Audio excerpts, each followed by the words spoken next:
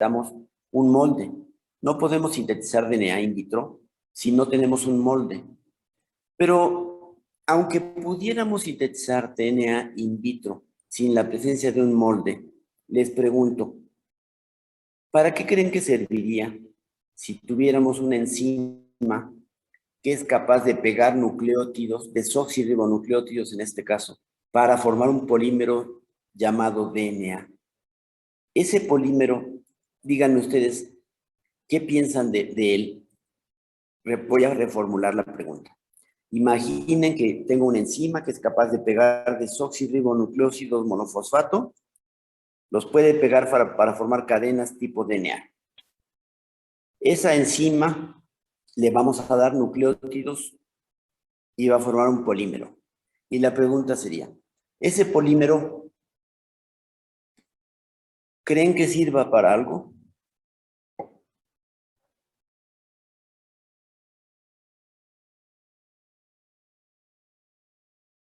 Hay dos respuestas posibles. Una es sí y otra es no. ¿Quiénes dicen que sí?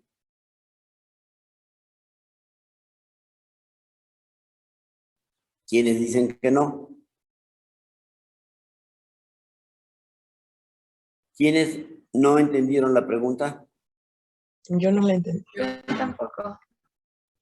No, es que es muy fácil. A ver, yo estoy hablando de una enzima hipotética. Una enzima que va a tomar nucleósidos monofosfato, o sea, AMP, CMP, etcétera, etcétera, los 4 que componen el DNA, TMP, y los polimeriza y forma una larga cadena con esos nucleótidos que le estoy dando. ¿De acuerdo? ¿Ya se imaginaron que se forma un polímero?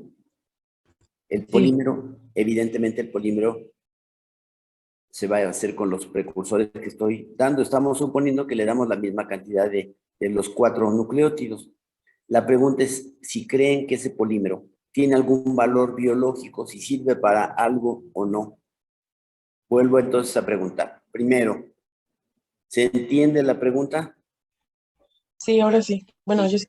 Muy bien. Quienes dos que hablaron que no la entendían, ¿ya la entienden? Ya. Ya. ¿El resto del grupo entiende la pregunta? Sí. Bien. Entonces, la respuesta puede ser sí o puede ser no. ¿Quiénes se van porque sí? Pero lo malo es que el que se vaya porque sí o porque no, va a tener que decir por qué piensa eso. Entonces, ¿cuántos votan por el sí? O más bien, ¿hay alguno que vote por el sí? ¿Hay alguno que vote por el no?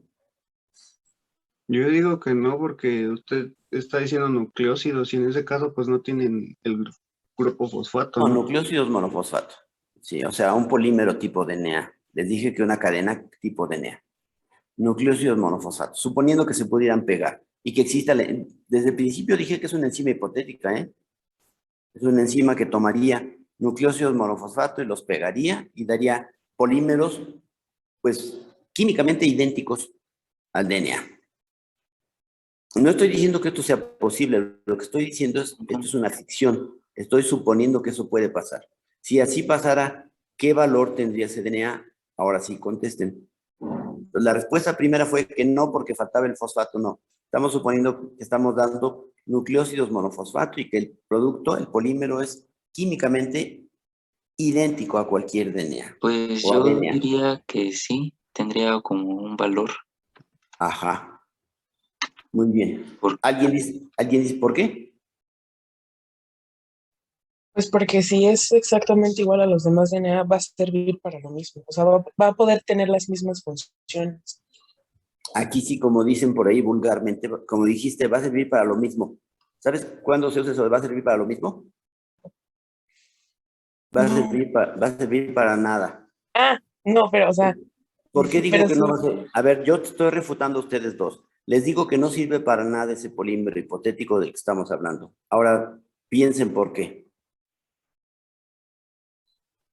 Porque, bueno, encima que usted dice que pues, es hipotética, el único uso que yo le vería pues sería la misma síntesis del DNA, pero esa función ya está con otras enzimas que es pues su replicación, que base de esa base de una que pues ya está hecha, ¿no? Hay por qué sintetizarla, entonces pues no Bueno, serviría. de acuerdo. Tú dijiste una palabra clave que se llama replicación. Esa palabra es la que hay que tener en mente todo el tiempo para contestar esta pregunta, pero te sales un poco por la tangente. No importa que ya haya una enzima que haga eso. Yo estoy diciendo que acabo de inventar una enzima que hace eso, que pega los nucleótidos, nucleósidos monofosfato o mononucleótidos, y hace polímeros químicamente indistinguibles. Si los hidrolizas, dan las mismas bases. Si ves el espectro de absorción, puede dar el mismo espectro de absorción.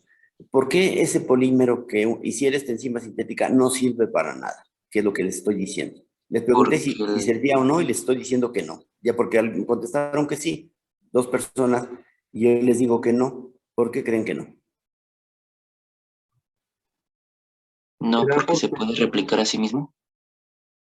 Vamos a suponer que ya que está formado, pues va a llegar una polimerasa y va a decir, ah, pues yo le voy a pegar nucleótidos enfrente, voy a hacer un DNA de doble cadena. Está bien, voy a hacer un DNA que se parece o será químicamente idéntico a otros.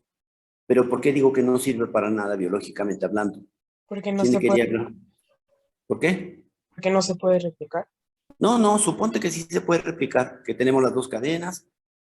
Bueno, claro, a lo mejor no se puede replicar porque le faltaría, por ejemplo, pero fíjate que estoy hablando, mucho ojo, estoy hablando de síntesis en el tubo de ensayo, ¿no?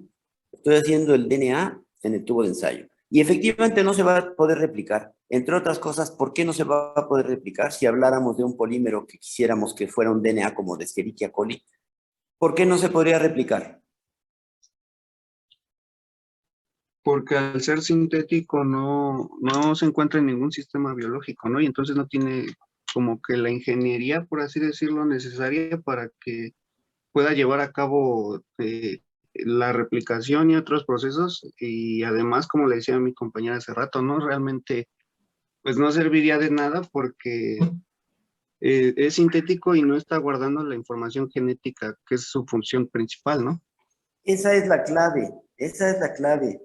Ahorita ustedes pueden tomar cualquier célula, la que quieran, la más sencilla, la más complicada, la que sea. Pueden tomarla y secuenciar su DNA, y cuando lo secuencien se van a dar cuenta de que ahí hay información para hacer proteínas, ahí hay información para hacer RNAs, a lo mejor ribosomales, RNAs de transferencia, ahí hay información. Y la información es algo que requiere de madurarse, que requiere de millones de años de evolución. El ejemplo que les voy a dar es muy sencillo. Yo tengo una máquina una imprenta, les voy a dar una imprenta y ustedes le van a meter, acuérdense cómo era esto, letra por letra, le van a meter letras al azar, totalmente las primeras letras. Les voy a dar miles de copias de la A a la Z, tienen enormes cantidades. Y ustedes con una venda en los ojos van a empezar a meter las piezas y van a formar un texto. Díganme para qué va a servir ese texto. ¿Ese texto va a tener algún significado? ¿Cuál es la probabilidad de que tenga un significado ese texto? Hecho a ciegas. ¿Qué se va a leer? ¿Qué palabras se va a leer? Pues ninguna, porque va a estar hecha Ninguna. así. Ninguna, ¿por qué? Porque la información es algo que no surge al azar, es algo que se va organizando. Una secuencia de DNA de las que ahora conocemos, del organismo que quieran, cualquier gen, es producto de millones de años de evolución. La secuencia tiene que ser precisa. Si cambio la posición de una base, puede cambiar radicalmente o no un DNA. Pero si hago un DNA al azar, fíjense que cuando construye esa molécula al azar, vamos a suponer que tengo la secuencia precisa, o la puedo hacer, eso se puede hacer, ¿eh? Ustedes pueden sintetizar un gran fragmento de DNA con un aparato, una síntesis química, perfectamente como ustedes lo planean. Lo escriben en la computadora y escriben la secuencia A, C, G, etcétera, una al azar, y eso lo sintetizan. Ajá. Pero si ustedes meten esa secuencia en uno de estos programas de búsqueda de secuencias que se llama BLAST, que es del NCBI, del Centro Nacional de Información Biotecnológica de los Estados Unidos, si meten esa secuencia y le preguntan a ese programa que tiene recopiladas millones de secuencias de distintos organismos, le dicen, oye, ahí te mando esta secuencia, ¿a qué corresponde? ¿Saben qué va a contestar el NCBI? Lo que va a contestar no corresponde a nada. no tengo la idea de dónde, de qué secuencia puede ser esta, no la reconozco como parte de ningún organismo. ¿Por qué? Porque las secuencias de cualquier organismo, el más sencillo que se les ocurra, son todas productos de millones de años de evolución. Aunque digan que el mundo tiene 8,000 años, los creacionistas, pues eso no es cierto. Tiene muchísimo más tiempo que ese. Y las secuencias que ahora conocemos han madurado, han evolucionado, han cambiado. Y al ir cambiando, pues estos son ensayo y error. Al ir cambiando van a generar a veces productos positivos con buena acción, a veces productos negativos y los organismos se mueren porque forman una proteína que es indispensable pero que no está funcional, entonces se pierde. Entonces, una secuencia de DNA al azar no sirve para nada. Por lo tanto, para hacer una secuencia que tenga cualquier valor biológico, tenemos que copiar una secuencia ya existente. Aquí sí es como el problema del huevo y la gallina. Si no copiamos una secuencia existente, si sintetizamos al azar un polímero, ese polímero va a ser nulo en su significado. No va a tener ningún valor más que a lo mejor para una práctica de bioquímica general donde lo hidrolicen y vean que está constituido por bases. Es para lo más que podría servir un polímero hecho al azar, ¿de acuerdo? Entonces, una de las características de la replicación del DNA es justamente eso, se llama replicar, se llama copiar un DNA de manera fiel. Ahora, lo podemos copiar fielmente y podemos cometer un error, podemos equivocarnos en un nucleótido. Y eso puede ser grave o no. Muchas veces cambiamos un nucleótido y no pasa nada. Fíjense que entre ustedes y yo, para que ya nos hablemos con propiedad y guardemos nuestras distancias, entre cada uno de ustedes y yo hay 1,000,000 de diferencias nucleotídicas. ¿Tenemos los mismos genes? Sí. ¿Pero los tenemos igualitos? No. Tenemos 1,000,000 de diferencias. No es algo trivial. Eso nos hace tan distintos unos de los otros. Pero esencialmente todos somos funcionales, todos tenemos una mecánica, enzimas, organelos bien formados, etcétera, etcétera. Entonces, que el material genético cambie un poco o un mucho, no importa, siempre que sea un material genético que ha venido evolucionando y que el cambio que le provocamos no vaya a ser tremendo y de un producto totalmente inservible y entonces la célula no pueda sobrevivir, ¿no?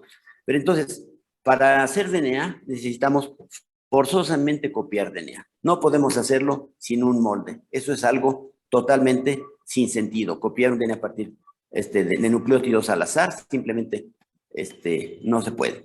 Más adelante, si tenemos tiempo, vamos a ver que efectivamente hay una enzima que puede pegar nucleótidos al azar y la usaron para estudiar, en este caso, la traducción, la síntesis de proteínas, pero no, de ninguna manera esa enzima puede hacer materiales genéticos, ¿de acuerdo? Entonces, la enzima que hace el material genético fue descubierta, la primera enzima que hace material genético, DNA, fue descubierta por Arturo Kornberg en 1957 y se demostró su existencia como se demuestra la existencia de cualquier enzima. Para poner de manifiesto la actividad de una enzima, ¿qué tengo que hacer? Número 1, ¿qué debo hacer para poner de manifiesto la actividad de una enzima? A ver, díganme. Ponerla en contacto con su sustrato. Eso es. Voy a poner en contacto contacto la enzima con su sustrato. Muy bien. ¿De dónde saco el sustrato? La respuesta es muy fácil. Del almacén. Voy y agarro un frasco de sustrato. ¿De dónde saco la enzima? Bueno, si tengo la suerte de que la vendan, a lo mejor la tengo congelada, a lo mejor la tengo en una solución con glicerol, que se mantienen muy bien las enzimas, o a lo mejor la tengo en polvo y la disuelvo, ajá, pero para tener la enzima en polvo o disuelta, tuve que obtenerla de algún lugar. ¿De dónde creen que sacó Arturo Kornberg en 1957 una enzima para demostrar que esa enzima es capaz de sintetizar DNA? ¿De dónde la tenemos que sacar? ¿De dónde tenemos que sacar, para acabar pronto, cualquier enzima? De un extracto de por ejemplo, como nosotros lo utilizamos en el laboratorio de un órgano, y él tendría que sacarlo pues de los núcleos de las células. Lo tenemos. ¿Quién eres tú? Torres. La tenemos que sacar de alguna célula, porque las enzimas son producidas por células. Entonces tenemos que sacarlo de una célula. Muy bien. ¿Y cómo saco de una célula una enzima? Ya lo dijo la compañera Torres hace un momentito. Vamos a tener que hacer un extracto, por ejemplo, una enzima de hígado. Podríamos sacar ¿De qué células podríamos sacar la polimerasa de DNA? ¿De cuál? De Es una todas, porque todos Claro, claro. se manejan Todas las células son capaces de dividirse. Eso es la cualidad de las células. De todas las células podemos sacar la enzima. Entonces, tomemos cualquier tejido. Vamos a sacar la enzima. ¿Qué hacemos? Molemos, ya saben, que precipitamos con sulfato de amonio, que pasamos por intercambio iónico y purificamos parcialmente. ¿Por qué tenemos que purificar? ¿Por qué creen que si yo tomo un extracto total de algún órgano y le pongo nucleótidos, no podría ser DNA? ¿Ustedes qué creen? ¿Que sí o que no? Pues es que supongo que sí, pero no va a ser mucha la eficiencia porque está contaminado con pues proteínas y otras biomoléculas. Claro, no va a ser mucha la eficiencia porque hay un montón de contaminantes. La actividad específica de la enzima en ese caso es bajísima. Hay muchísimas proteínas y solo una pequeña cantidad de la enzima y los sustratos se lo estamos dando, pero con toda esa contaminación difícilmente vamos a detectar una buena actividad. Entonces, por eso tenemos que purificar, pero hay otra buena razón para purificar. ¿Qué pensarían si les digo que en la célula, así como hay enzimas que sintetizan DNA, o sea, que polimerizan nucleótidos para hacer DNA, en la célula hay enzimas que degradan al DNA? ¿Qué pensarían ustedes? ¿Qué tal si yo saco una preparación, muelo un tejido, purifico, y de pronto mi extracto que tiene la polimerasa de DNA también tiene enzimas que lo degradan? ¿Qué creen que pasaría cuando trate de determinar la formación del DNA?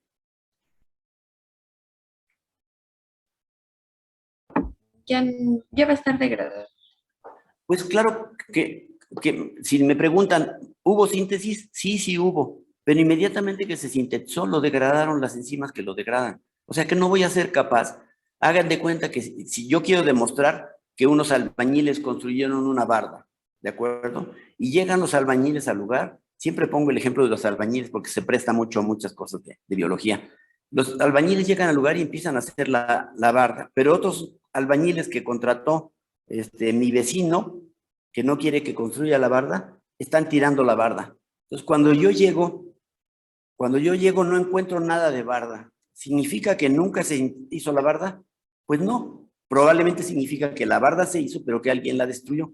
Entonces, si yo tengo un extracto que tiene enzimas que hacen el DNA, que se llaman DNA polimerasas, pero también tengo enzimas que degradan el DNA, que se llaman desoxirribonucleasas, pues no voy a ser capaz de determinar la síntesis neta del producto. No voy a saber si realmente se formó o no se formó. Entonces, por eso tengo que purificar. Tengo que purificar un extracto celular completo para sacar la DNA polimerasa. ¿En dónde creen que haya más DNA polimerasa? Estamos hablando de bacterias, ¿no? Y como las bacterias solo tienen un compartimiento, pues la pregunta es muy fácil. En el citoplasma están todas las enzimas. Pero, por ejemplo, si quisiera sacar una enzima que sintetizara DNA de una célula eucarionte, ¿qué haría? ¿La buscaría en qué organelo? En el núcleo. En el núcleo, desde luego, tendría que buscarla en el núcleo. Tendría que romper células. Hay detergentes que pueden hacer esto. Pueden ustedes romper las células, dejar intacto el núcleo, la membrana nuclear soporta ciertos detergentes y quedarse con puros núcleos. Y así tendrían más enriquecida su preparación. Nada más que en esos núcleos iría la polimerasa, pero también van las nucleasas, las enzimas que degradan. Entonces tengo que purificar.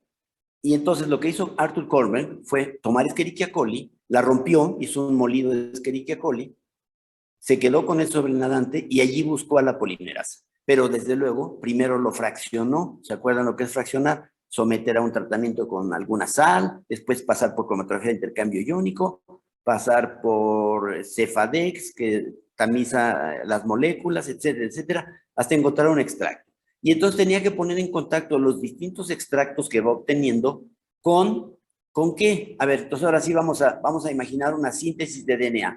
¿Qué le vamos a poner a un tubito? Imagínense que somos Arthur Kornberg. ¿Qué le vamos a poner a un tubito donde se desarrolle la síntesis, o queramos que se desarrolle la síntesis de DNA? Y en el tubo vamos a agregar, número 1, no se les olvide que el enzima es lo último que se pone, ¿eh? Número 1, Los nucleósidos monofosfatados. correcto. Esa es en principio una buena respuesta, pero está equivocada. Pero eso lo hizo Kornberg, exactamente eso hizo. Montó en un tubito de reacción, puso nucleósidos monofosfatados, o sea, se llaman desoxi-AMP, desoxi-TTP, desoxi-CTP y desoxi-GTP. Los 4. Siempre hay que poner los 4, porque si no, no hay síntesis de DNA. Muy bien. Entonces, en el tubo de ensayo puso los desoxinucleósidos monofosfatados, puso magnesio, que es el cofactor para la enzima. ¿Qué más puso? Mucho ojo, no se les olvide con qué empezamos esta plática. ¿Qué otra cosa indispensable puso?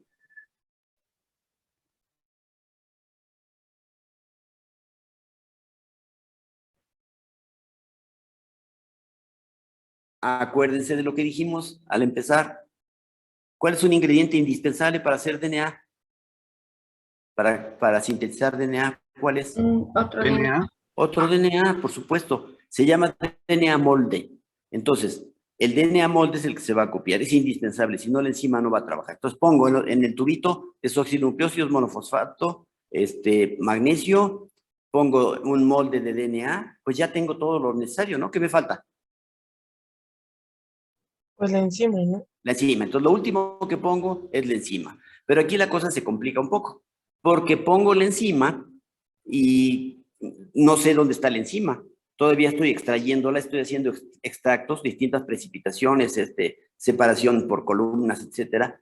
Y entonces lo que pruebo son muchas fracciones, ¿no? Distintas fracciones, el precipitado con sulfato de amonio, algo que pasó por Cefadec, en fin. Pruebo una serie de fracciones para ver en dónde hay síntesis de DNA. Pero fíjense bien que aunque el compañero Frías Alan dijo que, espérenme tantito, que poníamos desoxirribonucleósidos monofosfato, pues lo que sabemos o lo que demostró Kornberg es que eso no sirve. Los monofosfatos no sirven. Entonces lo que hizo Kornberg desde el principio, y eso fue algo muy inteligente, es que montó 3 reacciones en donde puso en una de ellas desoxinucleósidos monofosfato, o sea, desoxi-AMP, GMP, TMP y CMP.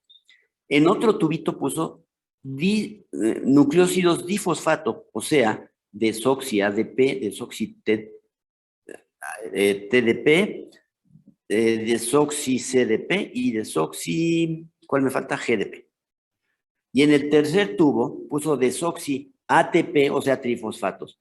Desoxi-ATP, GTP, TTP y CTP.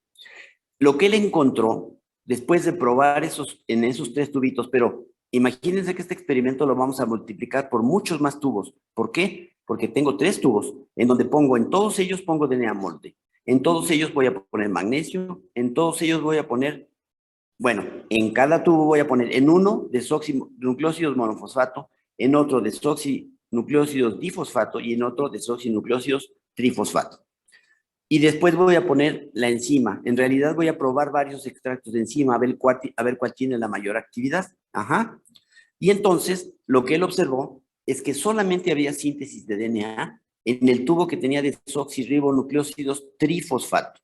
O sea, desoxi-ATP, GTP, TTP y CTP. No había síntesis. La polimerasa de DNA no sintetiza a partir de monofosfatos ni de difosfatos. Siempre tiene que usar trifosfatos por razones termodinámicas que vamos a comentar un poquito más adelante. Entonces, el ingrediente necesario para polimerizar DNA son los desoxirribonucleósidos trifosfato.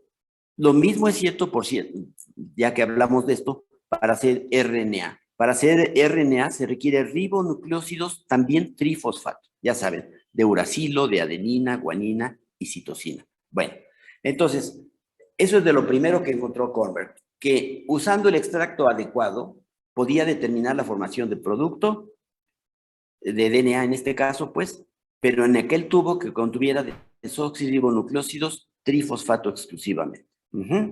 Enzima, molde, magnesio y nucleótidos, ¿de acuerdo? Muy bien. No vamos a ver el experimento, cómo puso de manifiesto esto, usó nucleótidos radiactivos para hacerlo. Si tienen la curiosidad, pues cuando termine la clase, revisen por allí cómo es que Kornberg puso de manifiesto la actividad de la polimerasa en detalle. Pero como no tenemos mucho tiempo, no vamos a hacerlo aquí. Ustedes imagínense que se sintetizó DNA. ¿Cómo sabrían que se sintetizó DNA? ¿Cómo demostrarían que se sintetizó DNA? De una manera muy sencilla, pero muy mala. La primera que se les ocurre. ¿Cromatografía podría ser? Pues es que acuérdense que ya llevábamos DNA en la muestra. ¿Podríamos para hacer saber- que se precipite? Claro, si lo precipitamos, ¿saben con qué se precipita el DNA? Se precipita como las proteínas con ácido tricloroacético. Entonces yo podría precipitar el DNA con ácido tricloroacético. ¿Y qué esperaría antes de la reacción y después de la reacción? Que el precipitado aumente en peso, ¿no? Aumente en tamaño, ¿de acuerdo?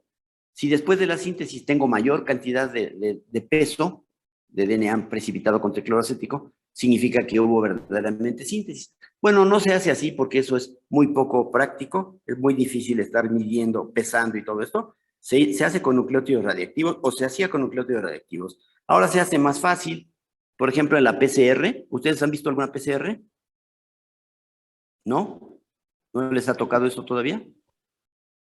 Ya les tocará, van a llevar biología molecular. Bueno, la reacción en cadena de la polimerasa pues nos permite sintetizar DNA y hacemos tanto DNA que lo podemos ver en un gel, por ejemplo. Lo teñimos con un compuesto fluorescente y vemos la banda de DNA que se formó. Si no vemos banda es que no hubo síntesis. Entonces, hay forma pues de saberlo, ¿de acuerdo? Y ya no vamos a continuar con eso ahorita. Entonces, hablemos de la enzima que sintetizó, la primera que se descubrió, que la descubrió Arthur Kornberg, y la llamaron polimerasa 1 o polimerasa de Kornberg en su honor.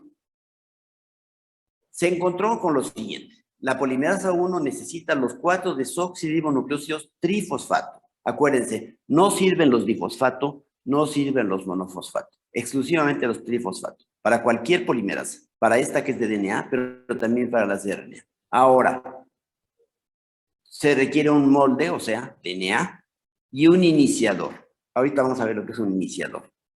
El iniciador debe tener un extremo 3' hidroxilo libre.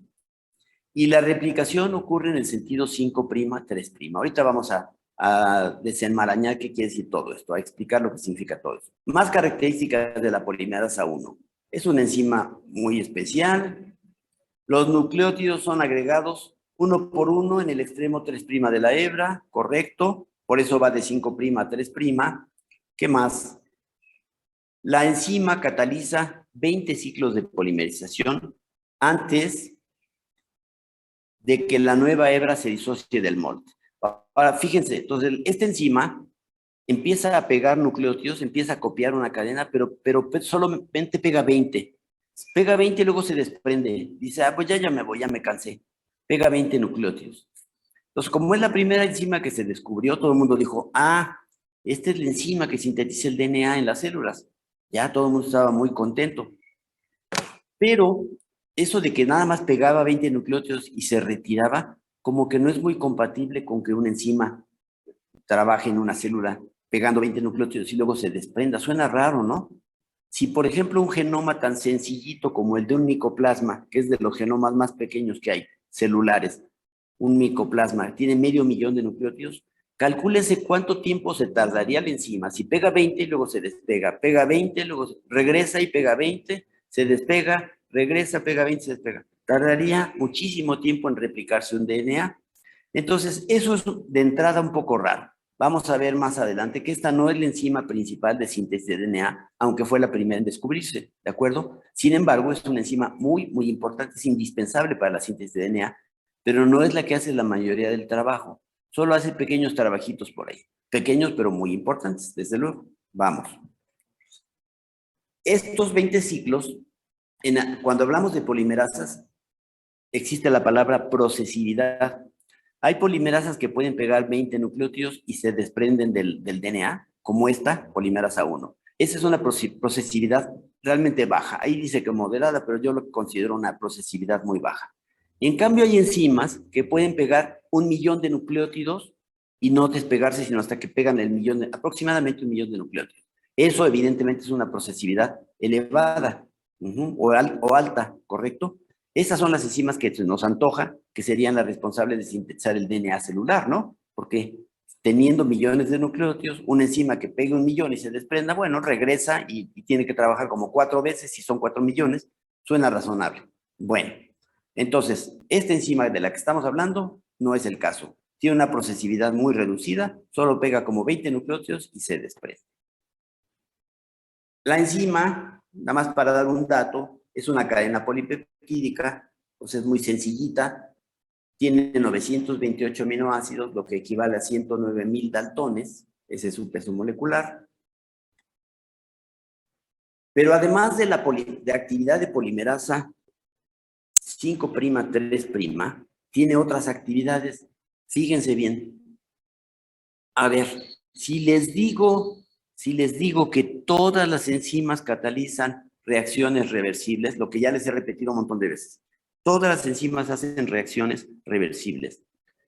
Además de la actividad de polimerasa que polimeriza en la dirección 5'3', ¿qué actividad creen que puede tener esta enzima considerando que trabajar al revés, en sentido contrario, pues? El sentido en el que trabaja es polimerizar, pegar nucleótidos en el sentido 5'3'. ¿Cuál sería su acción opuesta si trabajara en el sentido contrario como pueden hacer todas las enzimas? ¿Qué haría? En lugar de sintetizar de 5'3', ¿qué haría trabajando en sentido opuesto? Pues sintetizar de 3 a 5, ¿no? No, hidrolizar. Sí, porque lo opuesto a sintetizar es hidrolizar.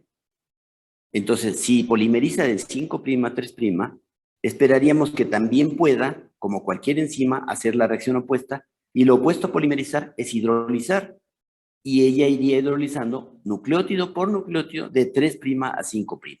¿Verdad que tiene sentido esto? Ya se había notado, ¿verdad, compañera? ¿A mí? Sí. No, Morales. Ah, no, está bien. Había notado a Torres. Morales. Bien. Muy bien. Estamos hablando un poco al aire, porque ahorita vamos a ver un esquema, eso siempre ayuda mucho, pero estamos de todas maneras echando a volar un poquito la imaginación, tratando de pensar anticipadamente las posibilidades. Entonces, nadie encontraría una cosa muy absurda, muy loca, que una enzima que polimeriza en el sentido 5'3', pues hidroliza en sentido 3', 5', porque eso representaría exactamente lo que hacen todas las enzimas. Pueden trabajar de reactivos a productos o de productos a reactivos. Todas las enzimas hacen reacciones que pueden ser reversibles, ¿de acuerdo? Bueno, muy bien. Pero vean, esta enzima es rara porque, desde luego, polimeriza en sentido 5'3'. Ya vimos que por simplemente como trabajan las demás enzimas, también hidroliza de 3', 5', o sea, al revés. Pero tiene otras ocurrencias. O sea, además de que hidroliza 3', 5', que ya vimos por qué puede pasar esto, simplemente por la reversa de la actividad de la polimerasa, también hidroliza 5'3'. O sea, está raro esto es algo para volvernos locos. ¿Cómo es que hay una enzima que es capaz de polimerizar, pero también degrada desde el extremo 3' o degrada desde el extremo 5'? Pues entonces, ¿a qué se dedica esta enzima? ¿Polimeriza o degrada? ¿Qué es lo que hace? Bueno, pues vamos a ver más adelante que esta enzima es importantísima para polimerizar y degradar también, para las dos cosas. Entonces, por eso es que se comporta muy raro esa enzima. Muy bien, esta es la polimerasa 1 que descubrió Kornberg, pero después se encontró que no es la polimerasa más importante para la síntesis de DNA, cuantitativamente hablando. ¿De acuerdo? Acá hay otra cosa más que ya no la veo porque la barrita esta me lo prohíbe. Ay, caramba, estas clases en línea tienen sus... Acá está. Pero fíjense una cosa muy importante. Hay mutantes que están dañadas en el gen de esta enzima, o sea que no tienen actividad de polimerasa 1, cuando menos no se les detecta, pero sobreviven. ¿Qué podría significar? Fíjense bien. ¿Qué podría significar que encontremos una mutante que está dañada en el gen de la polimerasa 1 y entonces no podemos detectar su actividad, pero la mutante, pues desde el momento en que la tenemos, es que sobrevive, ¿no? ¿Qué significaría esto? ¿Que esta enzima es indispensable o no para la síntesis de DNA? Lo pregunto otra vez. Hay mutantes a las que no les podemos detectar actividad de DNA polimerasa 1 y sobreviven. Entonces, ¿esta enzima sería indispensable para la vida de las bacterias o no?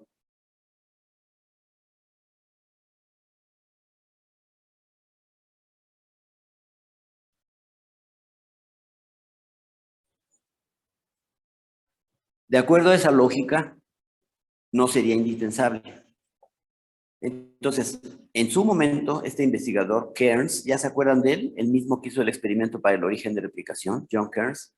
Kearns demostró o aisló mutantes que no les podía purificar polimerasa 1, no podía extraerla por el método convencional y detectarla.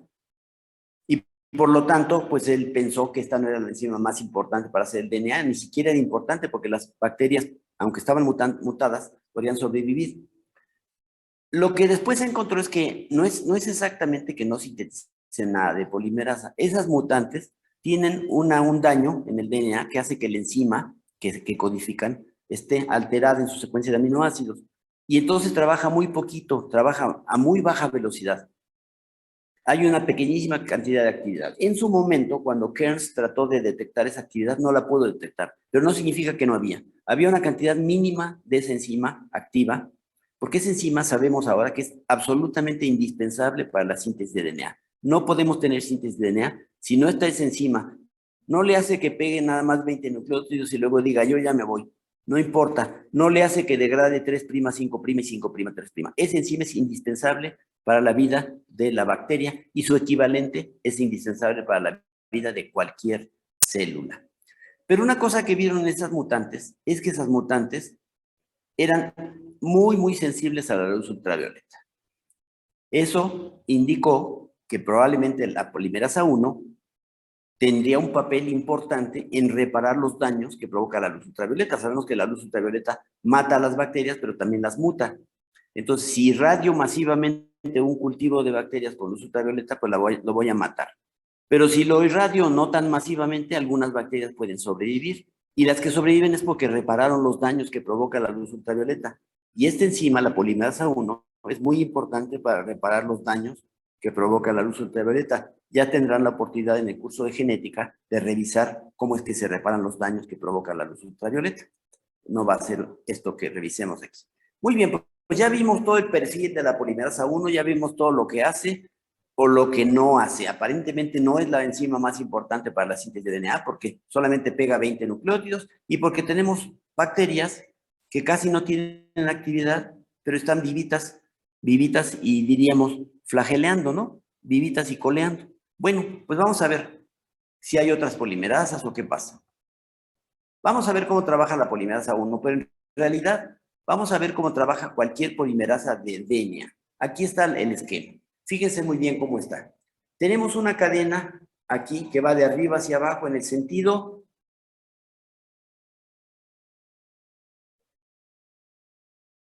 arriba,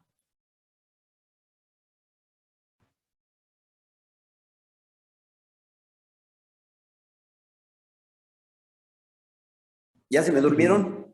De 3' a 5'. La cadena va de 3', este es el hidroxilo 3', este es el 5', 3', 5', 3', 5'. O sea, 3' a 5'. ¿Y la cadena de frente cómo tiene que ir? 3' con 5'. Entonces estaba de 5' a 3', estaba de 3' a 5'. Estamos bien en eso, ¿verdad? Vean, este es el DNA que llamamos molde. Los americanos le llaman template, y aquí en México y en otros lugares mal traducido dicen el templado. Pero bueno, templado es el molde. El DNA molde es el que se va a copiar. Es indispensable para que trabaje una polimerasa y que dé un producto que tenga cualquier importancia. Entonces aquí está la molécula que se va a copiar. Para copiarla vamos a meter los nucleótidos complementarios. Entonces aquí ya está copiándose esta parte, ya se metió una citosina frente a una guanina, aquí se metió una adenina frente a una timina, y aquí está por meterse, en este momento la polimerasa que nosotros estamos ahorita siguiendo, está trabajando. Tiene un molde y el nucleótido que encuentra ya pegó estos dos, pero ahora encuentra una guanina que va a pegar una citosina. Pero ¿cómo la va a pegar? ¿A partir de qué precursor? ¿De qué monómero? No es CMP como habíamos pensado al principio, sino que es desoxi-CTP, citidina trifosfato. Desoxi, ¿lo ven aquí? Desoxi-citidina trifosfato. Ese es el precursor que se usa. ¿Cómo ocurre la síntesis? El hidroxilo 3' del nucleótido que acaba de entrar va a atacar al fosfato alfa, el que está más cercano al azúcar, del nucleótido que va a incorporarse en este momento, y se desprende pirofosfato, ¿de acuerdo? Entonces, esto va a formar un enlace fosfodiéster, Y ahora la última base va a ser esta citosina. Una vez que entró la citosina, ¿qué sigue? Que la polimerasa haga ¿qué cosa? Si quieren, vemos aquí primero la reacción general. ¿Cuál es la reacción general? Desoxi NMP N veces, ¿qué quiere decir? Nucleósido monofosfato, o sea, esto. Desoxinucleósido monofosfato, el tamaño que tenga esta cadena, el que sea, esa es la N. Más un desoxi NTP, que sería este que está entrando, nos da desoxi NP más 1, N más 1, más pirofosfato, porque se desprende el pirofosfato. Y aquí agregaríamos, también se desprende un protón. También se desprende un protón, ¿de acuerdo? Muy bien, esa es la reacción general. Ahora, vamos a leer aquí. La síntesis de DNA ocurre por adición de nucleótidos a un extremo 3', aquí está el extremo 3', aquí se va a adicionar el siguiente nucleótido, en crecimiento. La síntesis va de 5' a 3', ¿se dan cuenta? Este es 5', este es 3'. Va a entrar un nuevo nucleótido y este nucleótido va a tener un OH3' aquí del lado hacia abajo, ¿de acuerdo? ¿Quién hace esto? La DNA polimerasa. ¿Cuál es el requisito? Que haya un RNA iniciador. Bueno, eso lo vamos a ver después. La secuencia generada es complementaria a la hebra molde, ¿verdad? Por supuesto, miren, ya le pusieron aquí hebra templado, eso no me gusta, pero bueno. Entonces, la secuencia que tenga la cadena nueva, pues va a ser totalmente complementaria a la cadena antigua. Entonces, en este paso estamos imaginando que este OH3' del último nucleótido que entró va a atacar al siguiente nucleótido, que tiene que ser el complementario a la cadena molde, y que el complementario a guaninecitosina, pues tiene que ser desoxi-CTP. ¿Qué sigue? Imagínense que ya se formó un enlace covalente y tenemos ahora un nuevo hidroxilo 3'. Este hidroxilo 3' tiene que atacar a qué compuesto. Díganme exactamente su nombre sin cometer ningún error y no se pongan a temblar por eso. ¿Cómo se llama el compuesto que va a atacar este hidroxilo 3' que está aquí disponible ahora?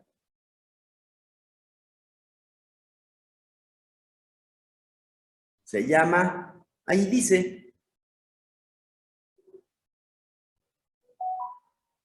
No me vayan a decir que se llama incoming, ¿eh?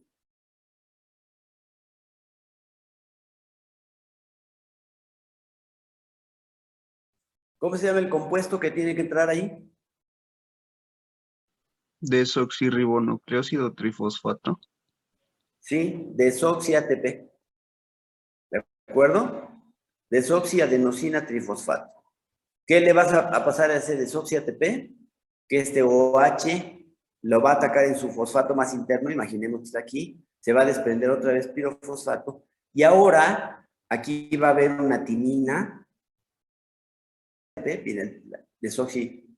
¿Dijiste TTP o me equivoqué? Sí, ¿verdad? El precursor que sigue es desoxi-TTP, ¿correcto? Y le va a dejar aquí una timina apareada y va a tener un OH libre, y ese OH libre va a atacar ¿a quién? Al desoxi, ¿qué?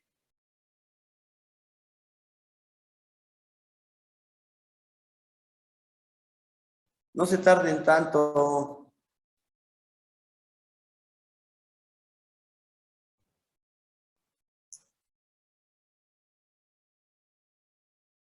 A ver, ya contestaron bien esto, entonces, ¿por qué la siguiente que tendría que salir instantáneamente se tarda tanto? Cuando se incorpora este nucleótido, este hidroxilo 3' va a atacar a un nucleótido similar a este, pero con la base timina, porque es lo que se aparearía con esto. Y el que sigue va a atacar con su OH3' que va a tener por aquí. ¿A qué nucleótido? Al desoxi, ¿qué?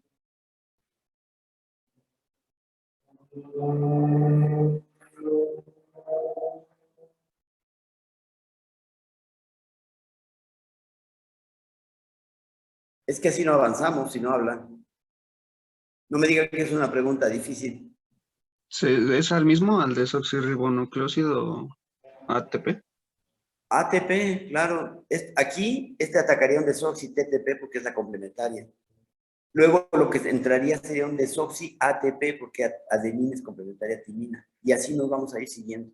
Entonces, la síntesis requiere de un molde, requiere de una molécula preformada, esto se llama iniciador, digamos, una molécula preformada, y entonces esa molécula preformada con su OH está perfectamente apareada con el molde, con su OH va a atacar al nucleótido que corresponda. ¿Y cuál corresponde? Pues depende cuál es la base que vamos a copiar. Vamos a copiar la guanina, tenemos que meter enfrente una citosina, entonces va a atacar al desoxi-CTP. Después de que entre este nucleótido, este OH de aquí va a atacar al desoxi-TTP, y cuando entre ese nucleótido, el OH que quede ahí va a atacar al desoxi-ATP, porque es la base complementaria de la timina. ¿Está claro, no? ¿Sí? ¿Alguien que no lo tenga claro? Si ya se aprendieron guanina, citosina, timina, adenina, ya se aprendieron todo lo que tienen que saber. Frente a esta guanina estamos metiendo una citosina. Frente a la adenina tenemos que meter una timina. Frente a la timina tenemos que meter una adenina. ¿Pero cómo? En forma de desoxirribonucleósidos trifosfato. Desoxi-TTP en este caso. Desoxi-ATP en este otro caso. ¿Está claro? Quiero escuchar un no. Bueno. Entonces, como ya lo entendieron muy bien, seguimos adelante. Ahora, hablamos de la polimerasa 1 todo el tiempo. La polimerasa 1 puede hacer esto, pero no es la única. Varias polimerasas pueden hacer lo mismo. También lo puede hacer la polimerasa 2 y la 3, y más adelante van a aprender cuando lleven el curso de genética que existen polimerasa 4, polimerasa 5, pero esas son como muy especiales. Para la síntesis de DNA convencional, para la replicación del DNA, las enzimas participantes son la polimerasa 1 y la 3, nada más esas dos. Para otras finalidades, otros objetivos de la célula, participan otras polimerasas, pero la 1 y la 3 son las más importantes para la replicación de todos los días del DNA. Otras características de la polimerasa. ¿Por qué la enzima? Ya entendimos por qué tiene actividad de exonucleasa 3'5'. Ajá, porque trabaja al revés como cualquier enzima. Lo que no vamos a entender tan fácil es esto. Fíjense, la actividad de exonucleasa 3'5' cumple una función correctora. Remueve bases que estén apareadas incorrectamente para que sean vueltas a copiar, pero de manera correcta. Entonces, esta actividad de exonucleasa no es una casualidad, la usa la enzima para reparar errores. Si se equivocó, lo repara. Pero lo que está un poco más raro es porque hay una actividad de exonucleasa 5'3'. La actividad de exonucleasa 5'3' lo que hace es hidrolizar segmentos de RNA iniciador y los copia simultáneamente a DNA. Y estoy seguro que esta frase no les significa a ustedes nada, porque como no hemos explicado nada, a menos de que lo hayan estudiado, va a ser difícil. Pero vamos a ver qué quiere decir eso. Primero que nada, vamos a ver otra vez cómo trabaja la polimerasa. Ya vimos cómo trabaja. ¿Alguien quisiera recapitular aquí? ¿Qué está pasando aquí? Aquí hay un molde y aquí hay un DNA en crecimiento, o un iniciador, como lo quieran llamar. ¿Qué pasó aquí? ¿Qué hizo la polimerasa? En este caso la 1, pero también lo hace lo puede hacer la 3. ¿Qué hizo la polimerasa? Atacó al desoxirribonucleósido ATP y lo atacó en el fosfato más cercano, entonces eso hizo que saliera el pirofosfato y ya se pudiera unir Sí, el por nucleótido, cierto, ¿no?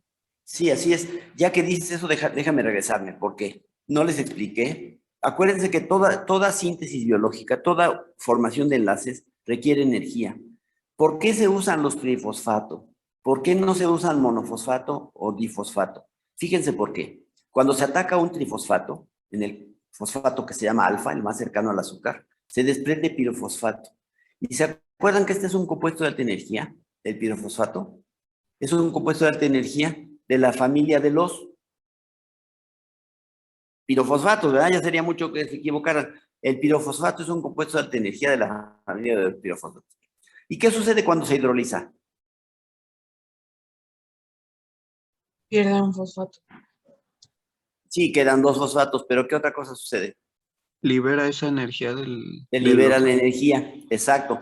Por lo tanto, la hidrólisis de este pirofosfato es irreversible, libera energía, es algo muy espontáneo. Este pirofosfato, tan pronto como hubo este ataque y se formó pirofosfato, hay una enzima en la célula, hay muchísima actividad de pirofosfatasa. Va a tomar esto y lo va a destruir, lo va a romper. Y va a dar 2 fosfatos. Eso quiere decir que la reacción se va a ir hacia la derecha, porque esta hidrólisis es muy espontánea. Por eso se tiene que atacar el trifosfato, para que una vez que se ataque, la hidrólisis de este compuesto haga imposible que esto se revierta. No podemos pegar el pirofosfato con esto hacia acá porque es inmediatamente hidrolizado a fosfato. Y no podemos volver a formar el pirofosfato porque es un compuesto de alta energía. Pegar 2 fosfatos requiere mucha energía, no se puede hacer aquí, ¿de acuerdo? Entonces, se usa el trifosfato porque al usar ese compuesto y al incorporarse el nucleótido así, dijo hace rato el compañero Frías que podíamos meter los monofosfatos. Pues en teoría es cierto, si yo ataco si uso nada más el monofosfato, olvídense estos dos. Si uso el monofosfato, pues podría pegarlo aquí y ya tengo el compuesto correcto. Pero eso no ocurre termodinámicamente porque esa reacción no es espontánea. En cambio, si uso el trifosfato, se ataca, se desprende el pirofosfato se hidroliza. Esa hidrólisis es irreversible y eso hace que la síntesis misma sea también irreversible. Esa es la razón, pues, es una razón totalmente energética de que se use desoxitrifosfatos y no difosfatos ni monofosfatos, ¿correcto? Bueno, recordando esto que se me había olvidado decirles, veamos, estaba otra vez el mismo compañero Frías diciendo que la enzima hizo un ataque con el hidroxilo 3' de este nucleótido de guanina al fosfato más interno, al alfa del desoxi ATP y lo incorporó. Eso nos dijo. Pero ¿qué más pasó ahí? Y muy importante, el mismo compañero o alguien más. Ya anoté tu participación como la de Torres. ¿Y de quién? Ahorita nada más llevo 2. Torres. Morales también. Morales también. Morales, Torres y Frías.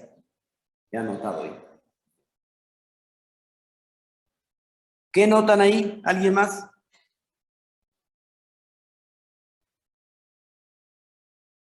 ¿Nadie nota nada? Si hasta se los pusieron de un colorcito totalmente llamativo. Que se adicionó de manera incorrecta una base. Claro que se metió una base equivocada. ¿Qué base se tenía que haber metido? Guanina. Guanina y se metió adenina. Eso es un error. La enzima no lo deja pasar. ¿Se equivocó? Dice, no, pues tengo que corregir el error. Y para corregirlo, ¿qué hace? ¿Qué tiene que hacer? Formó un fosfodiéster. Pegó aquí el nucleótido, formó un fosfodiéster. ¿Qué tiene que hacer ahora para quitar el error? Hidrolizarlo. Así como sintetizó un enlace fosfodiéster, tiene que romper el enlace fosfodiéster. Y esa actividad de romper fosfodiésteres es la actividad de una exonucleasa, es una hidrolasa. O sea que la enzima tiene actividad de polimerasa, pero también puede hidrolizar. Pero no hidroliza a tontas y a locas. No hidroliza así sin ton y son. Hidroliza cuando se equivoca. Si mete una base incorrecta, se activa la parte de la enzima que tiene actividad de nucleasa y quita el nucleótido erróneo. Ya que lo quitó, pues ya podemos ahora sí, con mucho cuidado, volver a meter la base correcta, que sería una Guanina. Ajá, sería una guanina. Bueno, aquí ya lo pusieron medio raro. Ya está puesta la base, ¿eh? Ya está agregada. Se fijan que era AG, hubo un error, sigue AG, ya se puso la guanina. Y ahora sigue que se ataque, ¿qué nucleótido? El desoxi. ¿Desoxi qué, perdón? Desoxitibidina trifosfato. Correcto, desoxitibidina trifosfato. Y así se va a entrar y así vamos a continuar, ¿de acuerdo? Entonces no se les olvide, para que trabaje la polimerasa de DNA 1, pero en realidad, compañeros, para que trabaje pongan atención, para que trabaje cualquier DNA polimerasa requiere molde, pero requiere una molécula preformada que llamamos iniciador. Si no hay iniciador, ella no puede pegar nucleótidos. O sea, la enzima no puede ver un pedazo así de DNA y empezar a meter aquí una citosina. Eso no lo puede hacer. Tiene que ver un molde para copiarlo y frente al molde tiene que estar unida un pequeño segmento de ácido nucleico que tenga un hidroxilo 3' para atacar al siguiente, como vimos hace rato, ¿no? Tiene que haber un hidroxilo que ataque al siguiente. Si no, las polimerasas de DNA no trabajan. Mucho ojo, las polimerasas de RNA sí pueden empezar con, nada más copiando un molde, pero las de DNA no. Las de DNA necesitan que haya un molde y que a ese molde esté pegado una cadenita, un segmento pequeño que llamamos el iniciador o el cebador. ¿Correcto? Entonces, ¿qué hace la polimerasa cuando se equivoca? Corrige. ¿Cómo corrige? Fíjense qué inteligente encima. Es una sola cadena polipeptídica, no se les olvide. Sin embargo, a pesar de eso, tiene más de un sitio. Fíjense que ahorita se equivocó y puso el nucleótido mal. Tenía que meter una citosina y metió una timina, ¿de acuerdo? Va a copiar. Esta es la cadena naranjada, es la nueva. Y este es evidentemente el molde. Como aquí cometió un error, fíjense lo que va a hacer. El sitio activo de la enzima fue el que pegó este nucleótido, el sitio activo de la polimerasa. Pues lo que va a hacer ahora es mover la cadena, enviar la cadena a otro lugar de la enzima que tiene la actividad de exonucleasa, a otro sitio que está en otro lugar. Bueno, aquí ya lo movió, ya lo llevó al sitio incorrecto. Vamos a ver cómo es este movimiento. La polimerasa es como una especie de una mano con su dedo pulgar por aquí de este lado. Entonces vean, está sintetizando, ¿de acuerdo? Se equivoca. Se equivoca, ¿qué hace? Manda esta cadena para acá, que es donde está la exonucleasa, y ahí le quitan el nucleótido equivocado. ¿De acuerdo? Entonces cometió un error, mueve la cadena para acá y cortan el nucleótido equivocado. Esta es la parte de exonucleasa. Entonces tiene una parte que es polimerasa, el sitio de polimerización, y el sitio de hidrólisis, que solo trabaja cuando hay un error. Mucho ojo. ¿Saben qué hace esta enzima, la polimerasa? Vamos a ponerlo mejor atrás. Ajá, sin errores, aquí. ¿Saben qué hace esta enzima? Fíjense muy bien, ¿eh? Les voy a hacer una pregunta que al mismo tiempo es muy fácil, porque ya lo hemos visto. Si han asimilado lo anterior del curso, lo van a conocer. Le doy molde iniciador, pero no le doy nucleósidos trifosfato. ¿Qué creen que haga?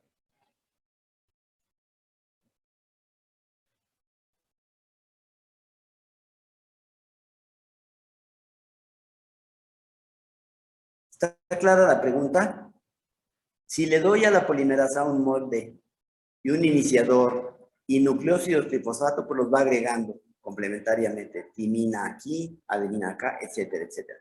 Pero si nada más le doy el molde, una molécula preformada que llamo iniciador, y no le doy nucleótidos, ¿qué creen que haga? Pues es que si no hay nucleótidos, ¿qué va a pegar? O sea, Entonces no va a estamos de acuerdo que no va a haber exacto. polimerización. Entonces no va a hacer nada. Pues tendría que buscar la forma de fosfatarse, ¿no? Bueno, de sacar otros No. nucleótidos. Estamos en el supuesto de que no le estamos dando nucleótidos y no tienes dónde encontrarlos. Las puse en un tubo de ensayo. Puse en el tubo de ensayo un DNA molde pegado con un iniciador. Puse la polimerasa, pero ningún nucleótido. ¿Qué hace? Todas las enzimas catalizan reacciones reversibles. ¿Qué creen que haga? Que comience a empezar a hidrolizar. ¿Qué hidroliza? ¿Esta cadena o esta cadena?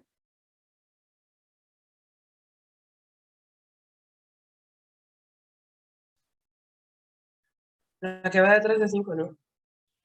Sí, Esta todas van cadena. de 3 a 5, ¿eh? Esta va de 3 a 5 acá y esta de 3 a 5. Bueno, va a trabajar en hidrólisis, porque la polimerización es hacia acá, 5', 3', 5', 3'. Y va a hidrolizar 3', 5'. Se va a comer esto si no le doy nucleótidos. Eso no ocurre en la vida real. Estoy suponiéndolo en un tubo de ensayo, eso pasaría. En la vida real lo que sí ocurre es que la enzima actúa como exonucleasa 3', 5', pero en condiciones fisiológicas donde siempre hay nucleótidos, solo trabaja como exonucleasa 3', 5' cuando hay un error. Aquí trabaja, hidroliza, pero en condiciones normales, si hubiera metido el nucleótido correcto, se seguiría, ¿de acuerdo? Solamente actúa como exonucleasa 3', 5' cuando ella misma comete un error u otra molécula de la misma había cometido un error, ¿de acuerdo? Ya vimos cómo es que lo hace, ¿de acuerdo? Pero no crean que eso ocurre mucho, ¿eh? Primero que nada ya vimos que los errores, en este caso la enzima es capaz de repararlos. porque hidroliza el nucleótido equivocado y luego ya se incorporan los correctos. Pero hay otros mecanismos de reparación. La misma enzima, fíjense, voy a poner ese ejemplo de unas enzimas muy modernas, comercialmente disponibles, etcétera, que les venden a ustedes para hacer DNA, por ejemplo, para la reacción encadenada de la polimerasa. Y esas enzimas, aquí están algunos ejemplos, una que se llama PFU, una que se llama Deep Bend, Taq polimerasa, etcétera. Fíjense qué tanto se equivocan. Por cada millón de nucleótidos, se equivocan esta enzima 1.3 veces. O sea que por cada millón de nucleótidos comete 1.3 errores. Estoy hablando de errores que ya no se resuelven, porque la enzima tiene la actividad correctora. Pero en la vida real no siempre es capaz de corregir los errores. A veces no corrige el error a tiempo, se sigue y entonces ya se amoló la Francia, ¿de acuerdo? Entonces, la Deep Bend se equivoca más, como 3 nucleótidos por cada millón. La Bend polimerasa, como 3 nucleótidos por cada millón. Esta es más malona, se equivoca 8 veces por 1 millón. Pero sigue siendo una cantidad de errores mínimo, ¿no? Además, no se les olvide otra cosa. Estos errores que estamos viendo que las polimerasas pueden cometer, no son totalmente, no se mantienen 100% en los DNAs. Hay otras enzimas que se dedican a revisar el DNA y hay enzimas que lo van repasando, lo van barriendo, dicen, a ver, adenina, timina, guanina, citosina, adenina con timina, guanina con citosina, adenina con timina, guanina.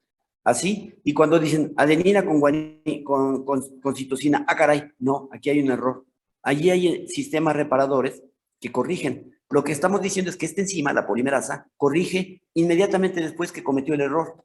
Metió el nucleótido equivocado, manda esta cadena a otro lugar, lo pasa para acá y corrige el error.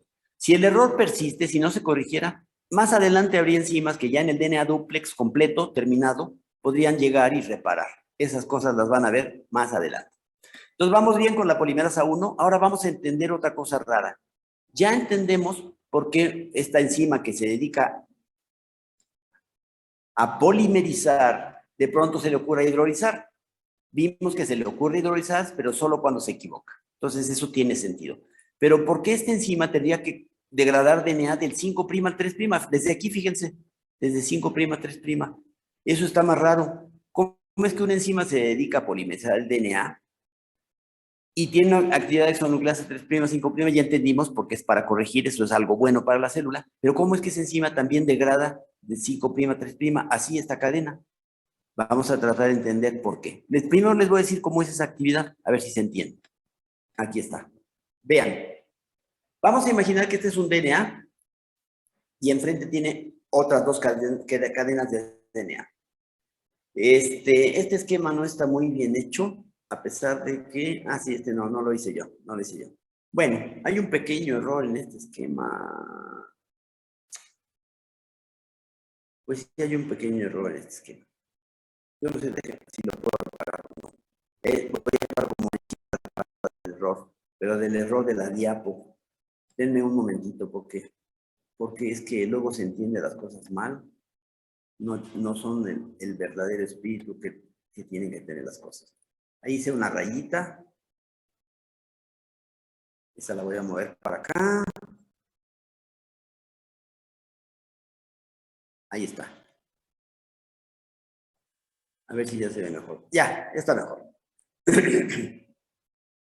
Déjenme guardarlo. A ver, díganme ustedes. ¿Qué tenemos aquí? Una cadena de DNA. ¿Qué tenemos acá, enfrente?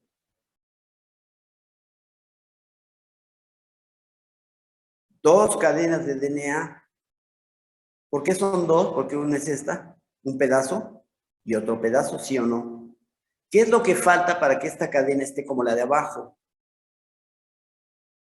Hay un OH libre, compañeros, y aquí hay un fosfato libre también. Se pueden pegar y ya formar el enlace fosfodiéster y cerrarlo. Quedaría perfectamente sellada, ¿de acuerdo? ¿Sí o no? Entonces, esta es una cadena de DNA intacta. Esta es una cadena de DNA a la que no le falta ningún nucleótido. Por eso le puse la rayita, porque parecía como que faltaba un nucleótido. No le falta ningún nucleótido, pero le falta sellar el enlace fosfodiéster. Aquí hay un OH y aquí hay un fosfato. Se tienen que sellar para que la cadena quede dúplex e intacta. Aquí está intacta en una cadena, pero no la otra. ¿Está claro? Pues vean, cuando la polimerasa 1 encuentra esto, que técnicamente se conoce como una muesca, o sea, un enlace fosfodiéster que no se ha cerrado. Ahorita vamos a ver por qué puede haber esos enlaces fosfodiéster que no están sellados.